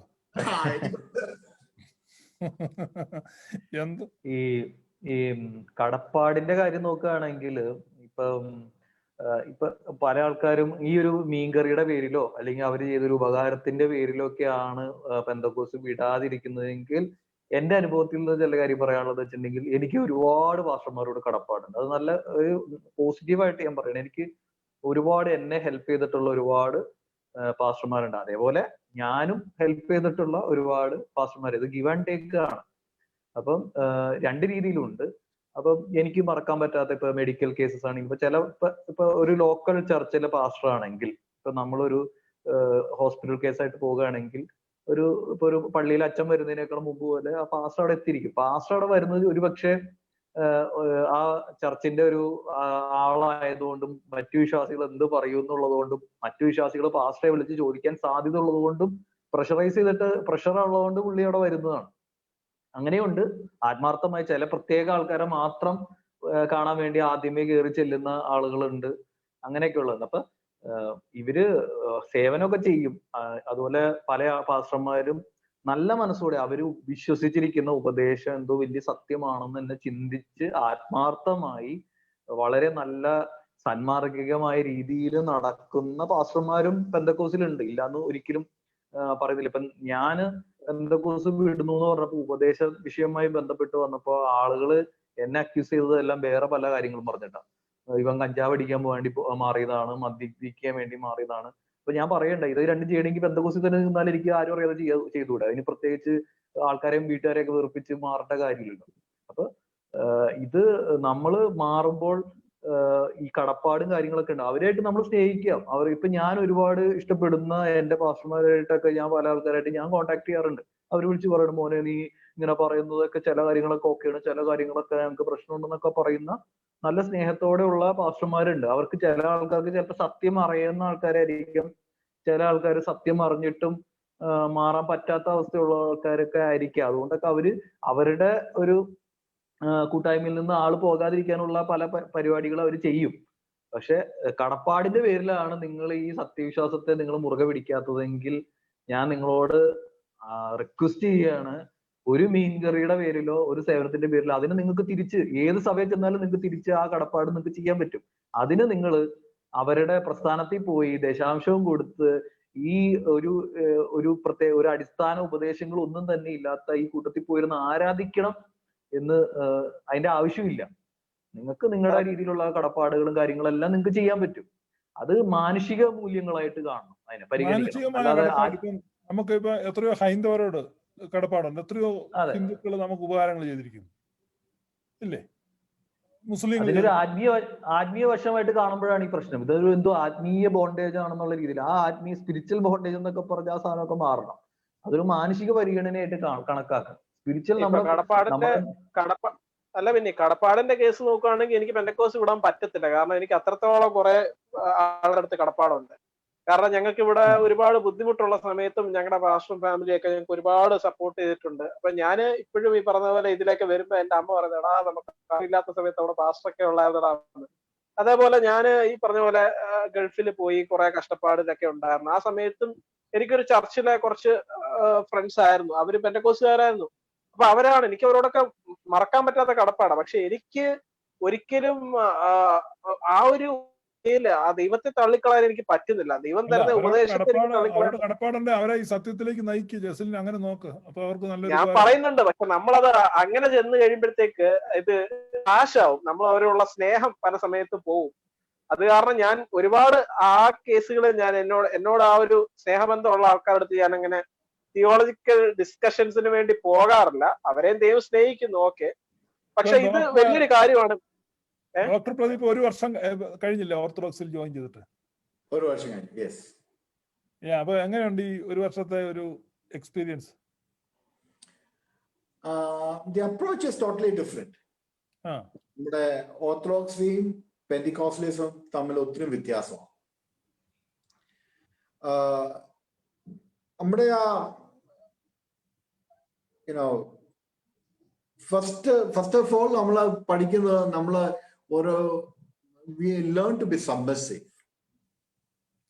ഒരു അതോറിറ്റിയുടെ കീഴെ നിൽക്കാൻ പഠിക്കും. ഇപ്പൊ പെന്തിക്കോസിൽ വരുമ്പോൾ ഞാൻ പെന്തിക്കോസിലെ മാസ്റ്റർ ആയിരുന്നു. ആ സമയത്ത് എനിക്ക് സ്വന്തമായിട്ടൊരു ട്രസ്റ്റ് ഉണ്ട്. ഞാൻ പണ്ട് പറഞ്ഞിട്ടുണ്ട്, ഞാൻ ക്യാമ്പിൽ വെച്ച് പറഞ്ഞൊരു കാര്യം, സ്വന്തമായിട്ടൊരു ട്രസ്റ്റ് ഉണ്ടായിരുന്നു. ആ ട്രസ്റ്റ് എല്ലാം ഉണ്ടാക്കി എന്റെ കബോർഡിൽ വെച്ചിട്ടുണ്ട്. കാരണം ഇത്രേ ഉള്ളൂ, ചർച്ച് കോഡിലെ പാസ്റ്ററാണ് ഞാൻ. ചർച്ച് കോഡിനും എല്ലാ ശല്യം ഉണ്ടായാൽ ബോർഡ് എടുത്ത് മാറ്റി വെച്ചിട്ട് എന്റെ ബോർഡ് വെക്കാനുള്ള പരിപാടിയായി. ഇതുപോലെ എല്ലാ പാസ്റ്റർമാർക്കും മിക്കവാറുള്ള 2 കാലം നിൽക്കാൻ കഴിവുള്ള പാസ്റ്റർമാർക്ക് എല്ലാം സ്വന്തം ട്രസ്റ്റ് ഉണ്ട്. എല്ലാ ചർച്ചസും ബാംഗ്ലൂരിലുള്ള. പിന്നെ ഈ ശമ്പളത്തിൽ നിൽക്കുന്ന പാസ്റ്റർമാർക്കില്ല, പക്ഷെ 2 കാലം നിൽക്കാൻ കഴിവുള്ള എല്ലാ പാസ്റ്റർമാർക്കും സ്വന്തമായിട്ട് ട്രസ്റ്റ് ഉണ്ട്. ഇപ്പം അനേക ചർച്ചസ് ഇങ്ങനെ സ്പ്ലിറ്റായി പോകുന്നതിന്റെ കാര്യം ഇത് തന്നെയാ. സബ്മിസീവ്നെസ് ഇല്ല. പക്ഷെ ഓർത്തഡോക്സ് സഭയിലോ നമ്മുടെ കത്തോലിക്ക സഭയിലോ ഒരു അച്ഛന് എന്തോ ലീഡർഷിപ്പുമായിട്ട് ഫൈറ്റ് ചെയ്തിട്ട് പുള്ളിക്ക് അപ്പുറത്ത് പോയിട്ട് വേറെ ഒരു കത്തോലിക്ക സഭ ഉണങ്ങാൻ പോകത്തില്ല, അല്ലെങ്കിൽ വേറെ ഒരു ഓർത്തഡോക്സ് സഭ ഉണങ്ങാൻ പോകത്തില്ല. പക്ഷേ ഒരു പെന്തിക്കോസ് പാസ്റ്ററിന് എപ്പോഴും ലീഡർഷിപ്പായിട്ട് പ്രശ്നം ഉണ്ടായി കഴിഞ്ഞാൽ പുള്ളിക്ക് അപ്പുറത്ത് പോയി വേറെ സഭ ഉണങ്ങാം, അല്ലെങ്കിൽ ബോർഡ് എടുത്ത് മാറ്റി പുള്ളിയുടെ ബോർഡ് വെക്കാം. ഇപ്പൊ ബേസിക്കലി സബ്മിസീവ്നെസ് ഇല്ല. ഈ സബ്മിസീവ്നെസ് ഇല്ലെങ്കിൽ അതൊരു ബിബ്ലിക്കൽ ഫ്രെയിംവർക്ക് അല്ല ചർച്ചിന്റെ. It's just an organisation, it's just enterprise. അല്ല, അത് കുറച്ചുകൂടെ അതേ പറ്റി പറയാമോ? എന്താ ഈ സബ്മിസീവ് അല്ലെങ്കിൽ ബിബ്ലിക്കൽ അല്ല എന്ന് പറയുന്നതിന്റെ കാരണം? നമ്മൾ ആദ്യ നൂറ്റാണ്ട് തൊട്ടുള്ള ചർച്ചസ് തുടങ്ങി നോക്കിക്കഴിഞ്ഞാൽ, നമ്മുടെ അപ്പോസ്തല പ്രവൃത്തികളൊക്കെ നോക്കിക്കഴിഞ്ഞാൽ, ശിഷ്യന്മാരാ, ഡിസൈപ്പിൾസ്, അപ്പോസിൽസാ കൈവച്ച് ലേയിങ് ഓഫ് ഹാൻഡ്സ്, കൈവെപ്പാൽ ആൾക്കാരെ വിടുന്നത്. അല്ലാതെ അവര് തന്നെത്താനെ പോയി ഒരു സഭ തുടങ്ങുമല്ലേ. ഇപ്പം നമ്മുടെ ഏർലി ചർച്ചിൽ അങ്ങനെ ഒരു സഭയെ ഇല്ല. എപ്പോഴും they were connected with the apostolic church. ഇന്ന് വന്ന് നമുക്ക് 900 സഭകളുണ്ട്, 50,000 ഡിനോമിനേഷനും ലക്ഷക്കണക്കിന് ഇൻഡിപെൻഡന്റ് ചർച്ചസും ഉണ്ട്. ഈ ഇൻഡിപെൻഡന്റ് ചർച്ചസ് ആകുന്നതിന്റെ മെയിൻ കാര്യം പറഞ്ഞാൽ സബ്മിസീവ്നെസ് ഇല്ല. ഇപ്പോ ഡോക്ടർ ഇപ്പൊ ഈ ഫേസ്ബുക്കിൽ കുറെ നാളായിട്ട് ഈ വിവാദമായിട്ടുള്ള പോസ്റ്റുകളൊക്കെ ഇടുന്നുണ്ടല്ലോ, മിക്കവാറും കാണാമല്ലോ ഓരോന്ന്. എന്താ അതൊക്കെ ഇങ്ങനെ അങ്ങനെ ഇടുന്നേ? ഈ ചർച്ച് ഫാദേഴ്സ് പറഞ്ഞു, ചില ആളുകളൊക്കെ വന്ന് എഴുതുന്നൊക്കെ ഉണ്ടല്ലോ അവിടെ. ഡോക്ടർക്ക് സ്ഥിരമായിട്ട് ചില വിമർശകരൊക്കെ ഉണ്ട് ആ പേജിൽ. നമ്മള് ഈ നമ്മള് ആൾക്കാരെ അൺകംഫർട്ടബിൾ ഒരു ഇത് കൊടുത്താൽ, ഒരു എൻവയൺമെന്റ് ക്രിയേറ്റ് ചെയ്താലേ അവർ ചിന്തിക്കാൻ നോക്കത്തുള്ളൂ. അവരായിട്ട് സൂചിപ്പിച്ച് ഇരുന്ന് കഴിഞ്ഞാൽ അവർ ആ കിടക്കുന്ന അന്ധകാരത്തിൽ കിടക്കും. ശരിയാണ്. ഇപ്പൊ ഒരു മൂലല്ലേ ഒരാൾ ഇങ്ങനെ നല്ല സുഖമായിട്ട് ഒരു ഉറുമ്പ് കടിക്കാൻ തോന്നുന്നു അനങ്ങും അല്ലേ? ഒരു ചെറിയൊരു ഡിസ്കംഫർട്ട് കൊടുക്കും, അത്രേ ഉള്ളൂ. കാരണം എനിക്കൊരു ഗിൽറ്റ് കോൺഷ്യസ് ഉണ്ട്. കാരണം ഞാൻ ഒത്തിരി നല്ല കുടുംബത്തിലുള്ള ഒത്തിരി പേരെ ഞാൻ വലിച്ചോണ്ട് പെന്തിക്കോസിലോട്ട് കൊണ്ടുപോയി. അപ്പൊ എനിക്ക് ഈ ഗിൽറ്റ് കോൺഷ്യസ് കാണുന്നത് കുത്തുവാ. അപ്പൊ ഞാൻ കാരണം ഒത്തിരി പേര് അപ്പോസ്തലിക സഭ വിട്ട് ഇതിനകത്തോട് വന്ന് ചേർന്ന് ഒത്തിരി പേരുണ്ട്. ഡോക്ടർ അല്ലേ എന്ന് പറഞ്ഞൊരു കള്ളനെ പിടിച്ച് 7 ഇരട്ടി തിരിച്ചു കൊടുക്കും അല്ലെ? അങ്ങനെ ഡോക്ടർ അല്ലേ പറഞ്ഞേ? കള്ളനെ പിടിച്ചാൽ അവന് കട്ടതിന്റെ 7 ഇരട്ടി തിരിച്ചു കൊടുക്കണമെന്ന് ഒരു അത് പഴയ നിയമത്തിലുള്ള ഒരു പോർഷനാ. നമ്മള് ഒരാടിനെ മോഷ്ടിച്ചാൽ 4 ആടിനെ ബാക്കി കൊടുക്കണം, 4 ആണോ 5 ആടിനെ തിരിച്ചു കൊടുക്കണം. ഒരു കാളെ കട്ടെടുത്താൽ 5 ഇരട്ടി അല്ലെങ്കിൽ 4 ഇരട്ടി കാളെ തിരിച്ചു കൊടുക്കണമെന്നൊരു നിയമമുണ്ട് ഓൾഡ് ടെസ്റ്റമെന്റിൽ. ആ എക്സാക്ട് കൊട്ടേഷൻ എനിക്ക് ഓർമ്മയില്ല, പക്ഷെ അതൊരു ഐഡിയ. അപ്പം ദൈവസഭയോട് ചെയ്ത ദ്രോഹം അതൊരു എനിക്കൊക്കുന്ന അളവില് ഇരട്ടിയെങ്കിലും കൊടുക്കാൻ എനിക്ക് താല്പര്യപ്പെടുന്നു, അനുഗ്രഹമായി. ഡോക്ടർ ഓവർ ടൈം ഒക്കെ വർക്ക് ചെയ്യേണ്ടി വരുന്നോ അങ്ങനെ? അത് ആൾക്കാരെ കൊണ്ടുവന്നിട്ടുണ്ടല്ലോ. ഫേസ്ബുക്ക് വാറിയറാ, അത്രേ ഉള്ളൂ. അല്ല, ഡോക്ടർക്ക് ഈ അങ്ങനെ മാറ്റിയ ആളുകൾക്കൊക്കെ പേഴ്സണലി മെസ്സേജ് അയക്കുകയോ കത്തയക്കുകയോ അങ്ങനെ ചെയ്തിട്ടുണ്ടോ? വാട്സാപ്പ് അയക്കുകയോ? കുറച്ചു പേര്. അല്ല, അവരെല്ലാം പേഴ്സണലി കോണ്ടാക്ട് ചെയ്യുന്നതുകൊണ്ട് തെറ്റില്ല കേട്ടോ. അല്ല, അത് കുഴപ്പമില്ല. എന്റെ ഒരു അഭിപ്രായത്തിൽ ഈ ക്രിസ്തുമസിന് ഡോക്ടർ അവർക്കെല്ലാം ഒരു ഗ്രീറ്റിങ്ങും ഒരു ലെറ്ററും കൂടെ അയക്കണം.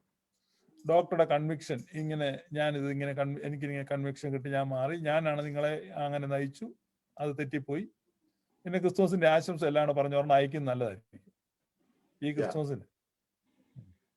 അതൊരു കാരണം ഒരുപക്ഷെ അവരുടെ കണ്ണ് തുറന്നാലോ. ശരിയാ. ഞാനിപ്പോ ഡോക്ടറെ ഉപദേശിക്കാം, ഞാൻ ഒരുപാട് പേരെ ചാടിച്ചിട്ടുണ്ട് കേട്ടോ. ഞാൻ അവരെയൊന്നും റീച്ച് ചെയ്തിട്ട് റീച്ച് ചെയ്യാനും പറ്റത്തില്ല, അത്രമാത്രം സഭകൾ അവിടെ എവിടെയൊക്കെ ഉണ്ടാക്കി വെച്ചേക്കും. ഉണ്ട്. പക്ഷെ ഞാനിപ്പോ പബ്ലിക്കായിട്ട് ഇങ്ങനെ ഇരുന്ന് എല്ലാ ദിവസവും പറയുന്നുണ്ട്. അപ്പൊ ഇതാണ് നമ്മുടെ ഈ പെന്തക്കോസ്തൽ ആളുകൾ നിൽക്കുന്നതിന്റെ ഒരു പ്രധാനപ്പെട്ട കാര്യം. ഒരു ഫീൽ ഗുഡ് പ്രസൻസ് അവര് ഉണ്ടാക്കിയെടുക്കുന്നുണ്ട്. പിന്നെ ഈ പോസിറ്റീവ് ആയിട്ടുള്ള എൻകറേജ്മെന്റ്സ് ഈ Yeah. വാക്കുകളൊക്കെ കൊടുക്കുക, അങ്ങനെയൊക്കെ ഉണ്ട്. പ്രാർത്ഥിക്കാൻ ബ്രദറെ എന്നൊക്കെ പറയുക. അപ്പൊ അങ്ങനെയൊക്കെ ഒന്ന് പറയുന്നൊരു പ്രാർത്ഥിച്ചില്ലെങ്കിൽ ഒരു സുഖമാണ്.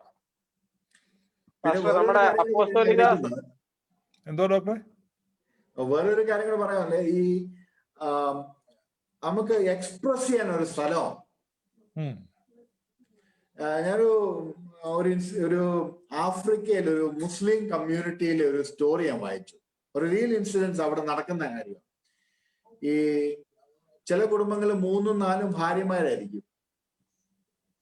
ആ സ്ത്രീകൾക്ക് വെളി പോകാൻ അനുവാദമില്ല. അപ്പം ഇടയ്ക്ക് ഈ അതിലുള്ള ചില പെണ്ണുങ്ങൾക്ക് ഈ മാനസികമായിട്ട് ഭയങ്കര ഒരു പ്രശ്നം ഉണ്ടാവും. ഒരു ഡിമോണിക് പൊസഷൻ പോലെ കാണിക്കും അവര്. അപ്പൊ ഇവരെന്ത് ചെയ്യുന്നറിയാം, അവിടെ ചില ആൾക്കാരുണ്ട്, ഈ ഇതിന്റെ സ്പെഷ്യലിസ്റ്റ് ആയിട്ടുള്ള ആൾക്കാർ, അത് ഈ സ്ത്രീകൾ തന്നെയാണ്. ഇവര് വന്നിട്ട് വീടിനകത്ത് വന്നിട്ട് ഭയങ്കരമായിട്ടും ലൗഡ് അലയും കരിച്ചിലും ബഹളവും എല്ലാം ഉണ്ടാക്കുമ്പോൾ ഈ സ്ത്രീയെ ഇവരെ കൂടെ നിന്ന് അതുപോലെ അലിക്കുകയും ബഹളവും ഒക്കെ അങ്ങ് ചെയ്യും. അത് രാവിലെ തൊട്ട് വൈകുന്നേരം വരെ ഈ സ്പെഷ്യലൈസ്ഡ് ഗ്രൂപ്പ് കിടന്ന് അലിക്കും. അവരുടെ ആ ആക്ടിവിറ്റീസ് ഭയങ്കര ഹൈ ഇന്റൻസിറ്റി ഇമോഷണൽ ആക്ടിവിറ്റീസാണ്. ഈ പ്രശ്നമുള്ള സ്ത്രീ അവരോട് കൂടെ ചേർന്ന് അവരുടെ ഇമോഷൻസ് എല്ലാം അവർ റിലീസ് ചെയ്യും. ഇത് റിലീസ് ചെയ്ത് കഴിയുമ്പോൾ വൈകുന്നേരം ആകുമ്പോഴത്തേക്ക് ഈ സ്ത്രീ ടോട്ടലി നോർമലാവും. അപ്പൊ ചില പെന്തിക്കോസ് സഭകളില് ഇത് പോസിറ്റീവാ. ഈ സഭകളിൽ ഈ പെണ്ണുങ്ങൾക്ക് അലിച്ച് വിളിച്ച് പോവാനുള്ള ഒരു ഇടമാണ്. കൈയടിച്ച് ചാടി മറിഞ്ഞ്. അപ്പം ഈ ഒരു ഹീലിംഗ് എഫക്ട് ഉണ്ടാകുന്നുണ്ട് ആക്ച്വലി സൈക്കോളജി. സത്യത്തിൽ ഞാൻ പറയട്ടെ, ഈ ജിമ്മിൽ പോകുന്നവർക്ക് ഉണ്ടാകുന്നുണ്ട് ആ ഒരു ഫീലിംഗ്. ഏതാ? ജിമ്മിൽ പോകുന്നവർക്ക്. ജിമ്മിൽ പോകുന്നവർക്ക്. ജിമ്മിൽ പോകുന്നവർ ഇവിടെ അതെല്ലാം പിടിച്ച് കുലുക്കി, ഇതേ പിടിച്ച് കുലുക്കി, മറ്റേതെ പിടിച്ച് വലിച്ച് താഴ്ത്തി. അതാണ് ഇവന്റെ തൂക്കടൊന്ന് ഒതുങ്ങുമ്പോൾ റിലാക്സ്ഡ് ആയിട്ട് ജിമ്മിൽ പോകുന്നവർ ചോദിച്ചാൽ ഭയങ്കര മെന്റൽ റിലീഫ് ഉണ്ടാകുന്നുണ്ട് ഈ ജിംനേഷ്യം. ഞാന് കോളേജിൽ പഠിക്കുന്ന ബാംഗ്ലൂർ കോളേജിൽ പഠിക്കുന്ന സമയത്ത് പെന്തക്കോസ്റ്റിന്റെ ആവേശം കൊണ്ട് എൻ്റെ ഒരു സുഹൃത്തിനെയും കൊണ്ട്, ഒരു ഹിന്ദു സുഹൃത്താണ്, അപ്പൊ ആ സുഹൃത്തിനെയും കൊണ്ട് നമ്മുടെ ബദേലേജി, നമ്മുടെ എം.എ. വർഗീസ് പാസ്റ്ററുടെ കൂടാരത്തിൽ ഒന്ന് പോയായിരുന്നു.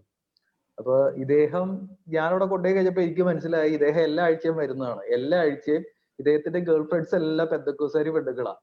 അപ്പൊ ഓരോ ആഴ്ചയും ഓരോ പെന്തക്കോസ്താരി പെണ്ണിന്റെ കൂടെ ഇദ്ദേഹം വരുന്നുണ്ടെന്ന് ഞാൻ പിന്നീട് അറിഞ്ഞത്. അപ്പൊ ഞാൻ ചോദിച്ചു എങ്ങനെയുണ്ട് ഞങ്ങളുടെ പെന്തക്കോസിന്റെ ആരാധനയൊക്കെ കണ്ടു. അപ്പൊ അത് ഞാൻ തീവ്ര പെന്തക്കോസാണ്, എങ്ങനെയുണ്ട് ഞങ്ങളുടെ ആരാധന? അതൊന്നുമില്ല, അതൊരു പബ്ബിൽ പോകുന്ന പോലെ ഉള്ളൂ. കാരണം ഇവര് ജോലി കഴിഞ്ഞ് വെള്ളിയാഴ്ച ദിവസങ്ങളിലോ ശനിയാഴ്ച ദിവസങ്ങളിലോ പബ്ബിലും ബാറിലൊക്കെ പോകുന്നുണ്ട്. അപ്പൊ ഒരു DJ പാർട്ടിക്ക് പോയ പോലെ ഉള്ളൂ എന്നാണ് അദ്ദേഹത്തിന്റെ ഇത്. അതൊക്കെ നല്ല രസമല്ലേ. പിന്നെ പ്രസംഗം കുറച്ചു നേരം കേട്ടിരിക്കേണ്ടി വരും എന്നുള്ളൂ, അതാകത്തുള്ളൂ. പക്ഷെ തുടക്കമൊക്കെ മ്യൂസിക്കും ഇൻസ്ട്രുമെന്റ്സ് ഒക്കെ വെച്ച് ഒരു DJ പാർട്ടിക്ക് പോയവരുത്. അതുകൊണ്ട് ഇവര് ഗേൾ ഫ്രണ്ട്സ് പിന്നെ അവിടെ ആകുമ്പോ ഈ എം.എ. വർഗീസ് പാസ്റ്ററിന്റെ അവിടെ പറഞ്ഞ ആണുങ്ങൾക്കും പെണ്ണുങ്ങൾക്കും ഇംഗ്ലീഷ് സർവീസ് ഒരുമിച്ചൊക്കെ ഇരിക്കുക, ഒരുമിച്ചിരുന്ന് തുള്ളാം. അപ്പൊ അങ്ങനത്തെ ഒരു ബാൽക്കണി ഒക്കെ വെച്ചിട്ടുള്ള പരിപാടികളാണല്ലോ. അപ്പൊ അങ്ങനെ അദ്ദേഹം പോകുന്നത് അതൊരു എൻജോയ്മെന്റ് ആയിട്ടാണ്. കാരണം 1.5 മണിക്കൂർ കൊണ്ട് പരിപാടി തീരും. ലണ്ടനിലെ ഒരു പെന്തക്കോസ് ചർച്ച്, ഇതുപോലത്തെ ഒരു ചർച്ചിലെ ഈ ഒരു കർമ്മനെ കണ്ടു. ഞാൻ അവനോട് വർത്തമാനം പറഞ്ഞപ്പം അവൻ പറഞ്ഞു, ഇപ്പൊ ഞാനടുത്ത് ഇവരൊക്കെ വലിയ വിശ്വാസികളായിരിക്കുന്നു, നമ്മളങ്ങനെയല്ലേ ചിന്തിക്കുന്നത്. അപ്പൊ അവൻ പറഞ്ഞു അതൊന്നും അല്ല, ഞാൻ എന്റെ ഗേൾ ഫ്രണ്ടുമായിട്ട് വരുന്നതാണ്. നൈറ്റ് ക്ലബിൽ പോണേ ഭയങ്കര എക്സ്പെൻസീവ്, ഇവിടെ ആകുമ്പോൾ 1 പൗണ്ട് സ്വത്താഴ്ച ഇട്ടാൽ മതിയല്ലോ, ഡാൻസ് ചെയ്യാമല്ലോ. കാരണം അവിടെ 1 മണിക്കൂർ മ്യൂസിക് ഉണ്ട്. ഇവൻ ഈ ഗേൾ ഫ്രണ്ടുമായിട്ട് വന്നിട്ട് ഇവർ രണ്ടുപേരും ഡാൻസ് ചെയ്യും. 1 മണിക്കൂർ ഡാൻസ് ചെയ്തിട്ട് അവർ പോകും. അപ്പൊ ഡാൻസ് ചെയ്യാൻ വേണ്ടി വരികയാണ്. 1 അവർ സുഖമായിട്ട് ഡാൻസ് ചെയ്യും, 1 പൗണ്ട് കൊടുത്താൽ. നൈറ്റ് ക്ലബിൽ പോയി അത്രയും ഡാൻസ് ചെയ്യണമെങ്കിലേ ഭയങ്കര ഫീസാ. അത് സേവ് ചെയ്യാനാ വരുന്നത്. എന്നോട് നേരിട്ട് പറഞ്ഞ അതൊക്കെയാ സ്ഥിതി. ബ്ലാക്സ് ഉള്ളതാണ്. ഇതുപോലെ തന്നെ അവർ വരുന്നത് അങ്ങനെ തന്നെയാണ്. ഞാൻ കൂടുതൽ ആൾക്കാരായിട്ട് പേഴ്സണലി സംസാരിക്കാൻ നോക്കിയപ്പോഴൊന്നും അവർക്കൊന്നും ഇതിനൊന്നും അറിയില്ല. ഇവര് കണ്ടേക്കണെന്ന് വെച്ചാൽ എന്തോ സംഭവമാണ്, പാട്ടൊക്കെ പാടാൻ. ഇവർക്കൊക്കെ പാട്ട് പാടാൻ ഇഷ്ടമുള്ള ആൾക്കാരാണ്. കോളേജിലുണ്ടല്ലോ ഈ ആസാം അങ്ങനെയൊക്കെയുള്ള സ്ഥലത്ത് നിന്ന് ഈ ബൈബിൾ കോളേജ് പഠിക്കാൻ വരുന്നവർ മുഴുവൻ ചുമ്മാ ഈ ബൈബിൾ കോളേജിൽ നിന്ന് ഒരു പേപ്പറായിട്ട് അവർക്ക് അവിടെ സർക്കാർ ജോലി കിട്ടും, അതിനുവേണ്ടി വരുന്ന. നമ്മൾ വിചാരിക്കുന്നത് ഇവർ ക്രിസ്തുവിനോടുള്ള സ്നേഹത്തെ പ്രതി ത്യാഗം കാണിക്കാൻ വേണ്ടി ബൈബിൾ കോളേജ് പഠിക്കാൻ വരുന്ന, അങ്ങനെയൊന്നും അല്ല. എന്തെങ്കിലും ഒരു സർട്ടിഫിക്കറ്റ് ആയിട്ട് എന്നാൽ അവർക്ക് സർക്കാർ ജോലി കിട്ടും. അതിന് അവരിവിടെ വന്ന് ഈ ബൈബിൾ കോളേജ് കിടക്കുന്നത്. ഇവിടെയാണ് ഫുഡും പിന്നെ ഒക്കെ ഫ്രീ കൊടുക്കുക ഇവന്മാരെ. അവർക്ക് ക്രിസ്ത്യാനിറ്റി ആയിട്ട് ഒരു ബന്ധവും ഇല്ല, സുവിശേഷമായിട്ടും ബന്ധമില്ല. അതൊക്കെയാണ് സംഭവിക്കുന്നത്. പക്ഷേ നമ്മുടെ അപ്പോസ്തോലിക സഭകള് ഈ പറഞ്ഞ പോലെ തിരിച്ചു പുഷ്ടിപ്പെടണമെങ്കിൽ ആകെ ഒറ്റ ഒരു വഴിയേ ഉള്ളൂ. എല്ലാ അച്ഛന്മാർക്കും ശമ്പളം എന്നുള്ള കാര്യം എടുത്തു മാറ്റി എല്ലാവർക്കും ദശാംശം ആക്കുക. അതാക്കി കഴിയുമ്പോഴത്തേക്ക് പ്രശ്നങ്ങൾ മാറും. അത് അവരെ ഗ്രീഡി ആക്കുന്നില്ല. അതൊന്നും ഒരു ശരിയായ നിർദ്ദേശം. അത് ഇപ്പം പിന്നെ ഒരു ഡോക്ടർ, ജോലിക്കാരനായിട്ടിരിക്കുന്ന ഒരു ഡോക്ടറും സ്വന്തമായി ക്ലിനിക്ക് നടത്തുന്ന ഡോക്ടറും തമ്മിൽ വ്യത്യാസമുണ്ട്. സ്വന്തമായി ഭയങ്കരമായിട്ട് വളരും, അവരാരെയും പിടിച്ചോണ്ട് വരും. നടത്തുന്ന ഡോക്ടർ ഒത്തിരി ചിരിക്കുകയും ആളുകളോട് ഭയങ്കരമായിട്ട് സോഷ്യലായിട്ട് ഇടപെടുകയും ഒക്കെ ചെയ്യും. ഇപ്പൊ ഒരു ഹോസ്പിറ്റലിലെ ഒരു സീനിയർ സർജനൊക്കെ ആയിട്ടിരിക്കുന്ന വ്യക്തി അങ്ങനെ ആളുകളെ സോപ്പിടാനൊന്നും പോകത്തില്ല. അപ്പൊ അത് നമ്മൾ മനസ്സിലാക്കേണ്ടതെന്ന് വെച്ചാൽ ഓർത്തഡോക്സ് സഭകള് ഈ പെന്തക്കോസ്തുകാരെന്താ ചെയ്യുന്നത്, അവരുടെ ചർച്ചിനകത്ത് തന്നെ ഈ എന്റർടൈൻമെന്റും സോഷ്യലൈസിങ് എല്ലാം വെച്ചിരിക്കുകയാണ്. അപ്പൊ ഓർത്തഡോക്സുകാർ എന്ത് ചെയ്യണം, വർഷിപ്പിനെ പരിപാവനമായിട്ട് ഹോളി ആയിട്ട് നിലനിർത്തുകയും അതിന് പാരലായിട്ട് മറ്റ് ഈ സോഷ്യലൈസിങ്ങിനുള്ള സംവിധാനവും ഒക്കെ ഏർപ്പെടുത്തിയാൽ മതി. അതായത് കുർബാന കഴിഞ്ഞു കഴിഞ്ഞാൽ അമേരിക്കയിലെ പല ചർച്ചിലും ഉണ്ട് കേട്ടോ. അമേരിക്കനിലെ ഓർത്തഡോക്സ് പള്ളികളിലൊക്കെ ആ രീതിയിൽ വളരെ അഡ്വാൻസ്ഡ് ആയിട്ട് mid week Bible study, mid week ഗാദറിങ്ങും ladies day out, ladies night out ഒക്കെ വെക്കും. അപ്പൊ അങ്ങനെയൊക്കെ നമുക്ക് നമ്മുടെ പള്ളികളിൽ വെക്കാൻ പറ്റും. അങ്ങനെ കാരണം അകത്തുള്ള ആൾക്കാർ തമ്മിൽ ഒരു ബോണ്ട് ഉണ്ടായി കഴിയുമ്പോഴത്തേക്ക് അവർക്ക് അവരെ പിരിഞ്ഞു പോകാൻ പറ്റാത്ത അവസ്ഥയിലാണ്. നമ്മളിപ്പോ ഓർത്തഡോക്സ് പിന്നെ സുറിയാനി പള്ളികളെയൊക്കെ അതിൽ എൻകറേജ് ചെയ്യണം. കത്തോലിക്കർക്ക് ഒത്തിരി എൻഗേജ്മെന്റ് ഉണ്ട്. അതുകൊണ്ട് കത്തോലിക്ക പള്ളികളിൽ നിന്ന് പെന്തക്കോസ്തിലോട്ട് പോയവർ കുറവാണ്. ഓർത്തഡോക്സ്, മാർത്തോമ, യാക്കോബ എന്നല്ലേ കൂടുതൽ പോയത്. കാരണം വെച്ചാൽ ഈ മറ്റു ആക്ടിവിറ്റീസ് ഇല്ലാത്തതുകൊണ്ടാണ്. എന്നിട്ട് ഈ പെന്തക്കോസിൽ നടക്കുന്ന ഇത്തരത്തിലുള്ള സോഷ്യലൈസിങ്ങിനെ എല്ലാം അവർ സ്പിരിച്വാലിറ്റി ആയിട്ടും ഹോളി സ്പിരിറ്റും ആയിട്ടൊക്കെ അങ്ങ് കണക്ട് ചെയ്യാണ്. എന്നിട്ട് ജനം ചിന്തിക്കുന്ന, എന്തൊരു അഭിഷേകമായിരുന്നു, എന്നതാ പാസ്റ്റർ തമാശ പറഞ്ഞതാ. ഈ പാസ്റ്റർ കുറെ തമാശ പറഞ്ഞതിനാണ് ഇവന് അഭിഷേകമാണെന്ന് തെറ്റിദ്ധരിക്കുന്നത്. ശരിയാ. ഇന്നത്തെ ആരാനൊരു വിടുതലായിരുന്നു. അത് നമ്മുടെ അനീഷ് കാവാലം പാസ്റ്റർ കുറെ കോമഡി ഒക്കെ പറഞ്ഞാലും വളരെ അഭിഷേകം കോമഡി പറയുന്ന അഭിഷേകമൊക്കെ. പെന്തക്കോസ്തുകാർ ഈ സിനിമയിൽ നിന്ന് അകന്നു നിന്നുകൊണ്ടാണ്. അപ്പൊ ഇവരെ സിനിമ കാണാൻ എൻകറേജ് ചെയ്യിക്കുക. ഇപ്പം അത് മാറി, മൊബൈൽ ഫോൺ നോക്കുന്നുണ്ട്, എല്ലാവരും സിനിമ കാണുന്നുണ്ട്. അതുകൊണ്ട് പാസ്റ്റർമാരുടെ ഒരുമാതിരിപ്പെട്ട നമ്പർ ഒന്നും ഏൽക്കുന്നില്ല. ഈ പണ്ടത്തെ പെന്തക്കോസ്തുകാര് ഈ സിനിമ കാണാത്തോണ്ട് ഈ പാസ്റ്റർമാർ സിനിമ കണ്ടിട്ട് അതിനകത്ത് തമാശയൊക്കെ പോയി പള്ളി പറയും. പെന്തക്കോസ്തുകാർ എന്ത് ചെയ്യും, അത് കേട്ടിരുന്ന് ചിരിക്കും. കാരണം അവർ സിനിമ കാണുന്നില്ലല്ലോ. പാസ്റ്റർക്ക് ഇപ്പൊ പരിശുദ്ധാത്മാവ് വെളിപ്പെടുത്തി കൊടുത്താന്ന് അവർ ഓർക്കുകയും ചെയ്യും. ഇപ്പൊ അത് മാറി. ഇപ്പം വിശ്വാസികളും സിനിമ കാണാൻ തുടങ്ങിയിട്ടുണ്ട്. അതുകൊണ്ട് പാസ്റ്ററുടെ പരിപാടി ഒന്നും പഴയ പോലെ വിജയിക്കുന്നു. അത് പാട്ടിന്റെ കാര്യം അങ്ങനെ ആയിരുന്നല്ലോ. പാസ്റ്റർമാര് സിനിമാ പാട്ട് പോയി കോപ്പി അടിച്ചുകൊണ്ട് എഴുതി കൊടുക്കുക. അപ്പൊ ഇപ്പൊ പരിശുദ്ധാത്മാവ് ഇറക്കി തന്ന ട്യൂണാന്നൊക്കെ പറഞ്ഞ് എഴുതി ഒരിടക്കി പറ്റിച്ചുകൊണ്ടിരുന്നു. ഇപ്പൊ ആൾക്കാര് സിനിമയും ടിവിയും യൂട്യൂബൊക്കെ വന്നു കഴിഞ്ഞപ്പോഴേക്ക് സെർച്ച് ചെയ്യാൻ തുടങ്ങി കഴിഞ്ഞപ്പോ എല്ലാ പാട്ടും സിനിമാ പാട്ടാ. ഇപ്പൊ ഞാൻ ഇന്നലെ ഞാനൊരു പാട്ട്, ഒരു ഇംഗ്ലീഷ് പാട്ടാണ്, നമ്മുടെ കർത്തൃകാഹളം യുഗാന്ത്യ കാലത്തിൽ ആ പാട്ടൊക്കെ പാടിയ ഒരാളെ പറ്റി ഇങ്ങനെ വായിക്കുന്നു. അദ്ദേഹത്തിന്റെ ഒരു ജോണി റാക്ക് എന്നൊക്കെയാണ് അദ്ദേഹത്തിന്റെ, ജോണി ക്യാഷ്. ഇദ്ദേഹത്തിന്റെ ലൈഫ് ഹിസ്റ്ററിയെ പഠിച്ചു കഴിയുമ്പോൾ ഇയാൾ ഭയങ്കര ഗോസ്പൽ സോങ് ഒക്കെ പാടുന്ന ആളാട്ടോ. ഇദ്ദേഹം ഫുൾ ഡ്രഗ് അഡിക്റ്റ് ആണ് ഇദ്ദേഹം.